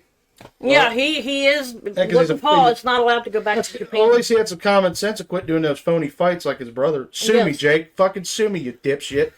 Yeah. Fucking sue me, you goofy Oh, fuck. they're both fucking He hasn't idiots. sued anyone over it No, he's threatening to because sue. he He's can't. threatening to sue people that say his fights are fixed. They're fixed, douchebag. They're fixed. They're They're probably phony. just threats. They're fake. I'd like to see a lawsuit. Not necessarily personally. I want to see you sue Hey. someone else first. No. Sue me for what? Yeah, Sue what me are for you what? suing me for? Oh, my You're Well, we know one fucking thing. phony. Oh, we know one thing. Logan can't go to Japan. He is banned he's from Japan. Logan is banned from He Japan. can't go to Japan. That's why Okay, he he's was a dumbass for doing that. Yes, He's he a was. dipshit. He's Which still means a he dumbass. can't be doing any shows in Japan Well, not to mention he sells a shitty drink too. unless so- the Yes. WWE He has advocates on his behalf. and actually unrelated wrestling, but to make a South Park reference, Logan Paul has no cred for having Prime. Oh God. Well, even fucking Be honest. I mean, That Prime is. Well, practically even Triple H hated it. He goes, "Tastes like cough medicine." Well, yeah. Very, very cough medicine like. It's But But I'm fucking still gonna sponsor it. I take it you're not a fan of seeing Prime on the mat or the little Prime table. I hate it. Every time you can ask Michael. Every time somebody knocks over that Prime cart, It's like the biggest pop. it's the biggest. It practically makes me fucking cream. So- I'm sorry. This is uncensored. so I So tell- fucking- Hashtag makes me cream. yes. So I take in that. Seeing somebody knock that cart over gets me off. I'm sorry. So I'm taking when you go to another show, you be like, "Yeah, knock it the fuck over." Yes. So you were basically like Knock it Chelsea the fuck Green. out. Chelsea Green the other night. You see that? Oh Yes. yeah. No, I've never been creamed like this in my life. Woo woo woo. Matt Cordona's like, yeah, you have. What about when? Goo goo goo. You And, got it. Also, speaking of Chelsea Green, even though I don't like her, Green. I don't like her, but I'd rather her be, now that she's the new champion, taking the belt off of Julia. Julia was not fucking. She done. Yeah. She done. That was completely. That was fucking, surprising that they did That was a that. shock. It was Yeah. pointless. She never defended. I was her all fucking for it. title. Chelsea Green shouldn't have lost it. Fair enough. Julia never fucking did anything. Fucking. Kiana James wasn't working as a mouthpiece, I don't think, Nope. either. No, I'm not a Julia- big fan of Kiana James. Who? Yeah, I don't like either one of them. Who? No, the Ethan Yeah, Page who? to Who's Chelsea Kiana Green James? thing That's working working. out Oh, Ethan wonderfully. Page is awesome, dude. They're actually, they just won the AAA Intergender Tag Yep. titles. Yes, they did. Which, I here's a saw fun that. fact. That's the only belt that I'm aware of that was defended on an AEW show and a WWE show. That's crazy. Damn. Yep. Well, I mean, Are we giving Team Canada Lance Storm vibes from Ethan Page? He's still around. Bring him in as a mouthpiece. Dude, Like, bring add him in. We need to bring the Saskatchewan Hardcore International title. Yes. Do we? Can we have your attention, please? If I could be serious for a moment. Boring. All right, Stone Cold. Call him boring. That was remember that segment where he called him boring? Yes. He was literally literally pulled out a taking a- pillow. The Boring. man was trolling Lance Storm. Hey, speaking of what the fuck, how about when they turn him into a dancing gimmick? What? He had that shit-eating grin on his face too. Like you could tell. Lance Storm is the most generic, like, white dude on the White face of the meat, planet, just and they bland. had him doing some of the most He ridiculous was coming out stuff. doing this, and Kind of like he was in the audience. Hands like this. hands like this, hands like this. I mean, You know the oddities? That's a what the fuck stable. All with ICP. So ICP led a stable with John Tenta, aka Earthquake, Golga in a mask, and you bring out a Cartman doll every week too. Yep. what the fuck? And then Luna Fashawn, shout out Luna. Luna's a bad RIP, bitch, dude. RIP. And then Kurgan Yeah, and Kurgan. Giant Silva. So if you never heard of Giant Silva, he makes Greg Khali look like Shawn Michaels. My God, that Damn. dude could not fucking move. He couldn't even And their move. whole gimmick was they were freaks and they'd come out to ICP and do hands like this. Hands like this. Oh, The God. Kurgan Shuffle. Yeah. The Kurgan Shuffle. Yeah. Yeah, that. I think they were voted worst stable of '98, which I'm like, Ah. hey, the crowd was into it. They loved it. They were over. They were It over. was fun. Did they come out like? ICP would come out and They- sing them to the ring, pretty much. But with the wrestlers, would they come out doing the? Yeah. Yeah, they came They out. do Did this. they did the wave. Kurgan would And, do this. Well, what about the other tag team that? Not to be offensive, but practically mentally retarded, the Bushwhackers. I hate the Bushwhackers. When they come out, yes! like that's. By the way, those fuckers are in the Hall of Fame too. What the fuck? Why? That don't be talking about Luke and That's no, stupid. no offense, guys, but they were a shitbag team. Or that, Their interviews were equally as Yeah. strange. Well, that promo they did with Andre the Giant. Oh yeah, Andre. And then Like they that- licked Mean Gene to death. Andre probably was like. Yeah, that I'm. I'm here for one Bushwhackers reason: were to stupid. challenge you for a World Championship match on the WrestleMania. Yeah, I barely understood what the fuck. Does he anybody said. remember It when he was so won stupid. the world title on the main event? And after he won, he goes, "I am going to give the WWF World Tag Team heavyweight title." He said he called it the tag team title. Oops. I love you, Andre. Andre had been drinking a little too much at night. He had a I little love too you. much cognac. Yeah. Something. Brr. Beer no. I mean, he is a big dude. He practically could Hey, be look, a tag team on he was his the own. boss. He's on my Mount Rushmore, but I love you, Andre. But sometimes I couldn't understand you. I couldn't understand. I get he was French. Well, I get he it. was French, so he had the dialect and affectation of the accent, plus His voice was as deep as the distorted. Grand Canyon. Yes. because of his deal. Yeah. So Don't worry about if I know what you get me. You get the giant. I love when he strangled Bob Euchre. And how about you get your foot off my shoulder, pal? Hulk Hogan. Hulkamania is over. No baby oil. That's a horrifying name. Andre. God. You ever heard of Andre the dentist story? no. Hogan tells a story where Andre didn't brush his teeth. He had bad teeth. Oh, no. So he goes. So he went to the dentist, and you know when they clean your teeth, they have that little. Zzz. Oh, Well, as soon as they hit Andre's teeth, he goes, "Whoa!" And he pushes. He nicely gets out of the fucking chair. Oh man! Imagine doing Andre's teeth. Apparently, he had more teeth than a normal human being. Apparently, he had like Well, I mean, shark. he's Andre was Well, the rumor going around, people were saying he had 2 rows of teeth, which is false. But Well, I mean, Andre's yeah. got that mythical status where like, who he's the a. fuck? he was a legendary farter. Oh yeah, Legendary shitter too. Tub shitter. Timmy. We talked about that. Timmy White even said when he would get in that launch position, when he would fart, it was like, oh god, here it comes. Yep. I love when Mean Gene said on the doctor, he goes, "You want me to talk about Andre taking a fart?" Well, I mean, yeah, being a big dude, I imagine. The big dude Oh, has a big dude, fart. especially on his diet, like he would eat like this bunch of He shit. would just eat whatever the fuck he wanted. Yeah. Oh, good lord. Oh man, we can sit here and talk Andre stories all day. Yeah. But Andre's the fucking boss, dude. Oh man. Yeah. He had what the fuck in a different way though. Like we're talking like what the fuck, holy shit, like big. I mean, yeah. And R.I.P. Andre. I think didn't somebody ask Ric Flair about his dick size? Well, he said What the fuck? he said dude's got like a size 22 ring for a reason. Well, he got apparently he produced a daughter. So He said he was very proportionate all over. First off, how the fuck do you know, Rick? have you seen Andre's dick? Well, to be fair, the man shared a locker room with him for quite some time. I'm yeah, sure that's fair, I I was suppose. about to say. you might catch a glimpse or a flash occasionally. He wasn't like Lord Alfred Hayes. I don't think Andre would have been shy about it either. Like he's like all meek and covering up. Like I think he's just like, "Ah, You ever think that? look, ah." You ever think that? Did you ever think that ever played into his back problems? He had to carry on that big hog. I mean, imagine getting fucked by Andre the Giant. Oh! Well, that and he literally was Yeah. permanently hunched forward because this world just was not built for him. No. Yeah, It's speaking not. of big man and big dicks, has anyone heard the Viscera story where every time he would go in the locker room, he'd be butt ass naked, he'd be popping 2-3 Viagra? What And, the and, fuck? and he would. The Godfather told this In the too. men's locker room? yeah, in That's the a men's little- locker room, that's a he'd little walk in, sus. he'd That's pop right. like 2-3 Viagra, he'd sit in the locker room, spread eagle, and his big freaking hog is just laying it out. That sounds a little gay. Oh, big Viagra. Going like horse. Like, easy, big fella, easy. Going into the men's locker room, like, This is yeah, I'm turning just into gonna a- pop a couple of Viagra. Oh, he did. He popped a lot of Viagra, man. Teddy Long got caught selling it. He went What? to wrestler's court for that. Oh, he did. He got. Yeah, he got caught selling Viagra to the boys. And so he went to wrestler's court. Oh, isn't that the thing that Undertaker? Undertaker Yes. ran wrestlers cold. Hey, Yep. that was the best person to fucking do Your it. punishment was to buy the boys drinks and whatnot. That was Or basically a punishment given based on the crime too. Sometimes. Bob Holly got punished one time. I think. Oh, Lord. Yeah, he got punished. What For they? he got in a fight with Steve motherfucking Blackman.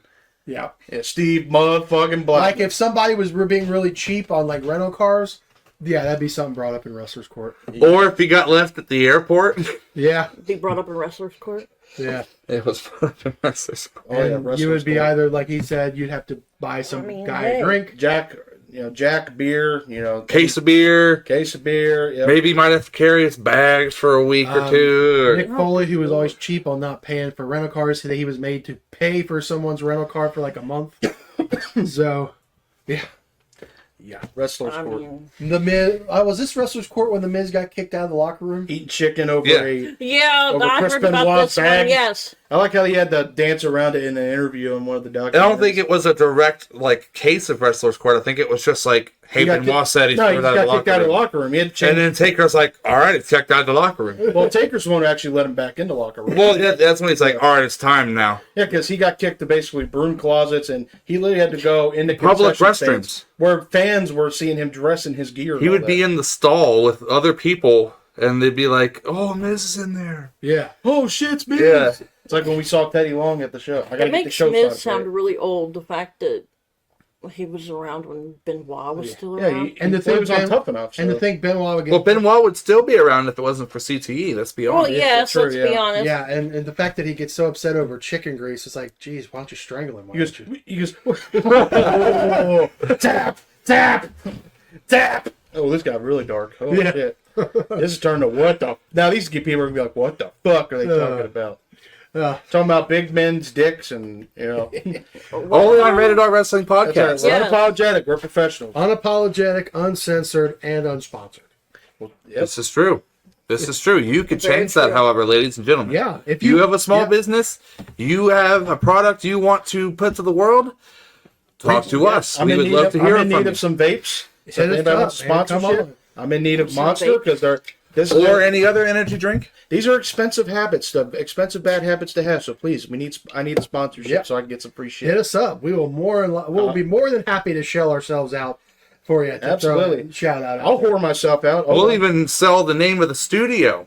Yeah. Elevation Studios. You want it? You can have it. Make it anything you want. Absolutely. Any company, anyone who's got specialty gummies either. Oh, like yeah. anybody. And not, yeah. We are friendly to advertisers of all kinds. that's right. You got something? Talk to us. If you want us to send us a free sample, we'll show it on the episode. We'll open up a P.O. box. Come send it. Oh yeah. Yeah, please. Absolutely. Fans, you want to send us stuff to react to? We we'll do one. we have We been can planning do- doing some reactions in the future. We would Yeah. love Yeah. to. We'll do hear from you. unboxings right here on this. Yeah, let us know. Send it. Put us in the comments. Put everything you want. Let us know. We will do our best Fuck to it. oblige you. Engagement. That's what we want. Fuck, you want to send us a creature dildo? Go right ahead. Because this isn't By just all our means. podcast. By all means, go This ahead. isn't just our What you want for podcast. This is your podcast. This is for too. Yes. you. For you. You guys are just as The much rated part of R. the show The rated as we R are. family. Yeah. Yes. We're all dysfunctional in this bitch. You get to Absolutely. using that though. That might be rated X. We're dysfunctional Yeah, professionals. we're just like my actual family. We're dysfunctional. Yep. We are the best Mark cast out there. That's right. We're the best Mark there cast. is, the best there was, the best there ever will be. the Sheldon markiest there ever was. So, before we go, does anybody have any final thoughts? Anything they want to add or say or mention before we sign off today? Well, this has definitely turned us what the fuck segues. That's for sure. We'll definitely have to have more because man, we talked about. Oh, quite a bit. they'll never. There's a lot. We'll never a lot run of dry people, of but- ideas. We're only scratching the surface. It's Yeah. just we're doing shitty job doing prep. That's on us. Yeah. But there's all kinds of shit out there, ladies and See, gentlemen. we're explaining what the fuck moments so you don't have to watch it. Well, in some Yeah. of those moments, we encourage you to watch. We encourage you Yeah. to watch some of them. Yes, We feel can't- free to look Yeah. up anything we've mentioned. We cannot do it justice. React to sometimes. us. Let us know in the comments what you think. Yes. Yes. What, what do you, yeah, your opinion. Watch Dr. Heiney and see if you were, you know. Absolutely. All right, ladies and gentlemen. Well, thanks again for joining us for episode 6 of Rated R Wrestling Podcast. We will see you guys episode 7. That'll be coming up soon. So, as always, I am Aaron, a.k.a. Stud Muffin Supreme. And I'm Kyle, the big dick. I'm Michael, the motherfucker, And I'm Ashley, his lovely Ashley wife. the Who. and this has been Rated R Wrestling Podcast. Thanks for fucking watching. Later, fuckers.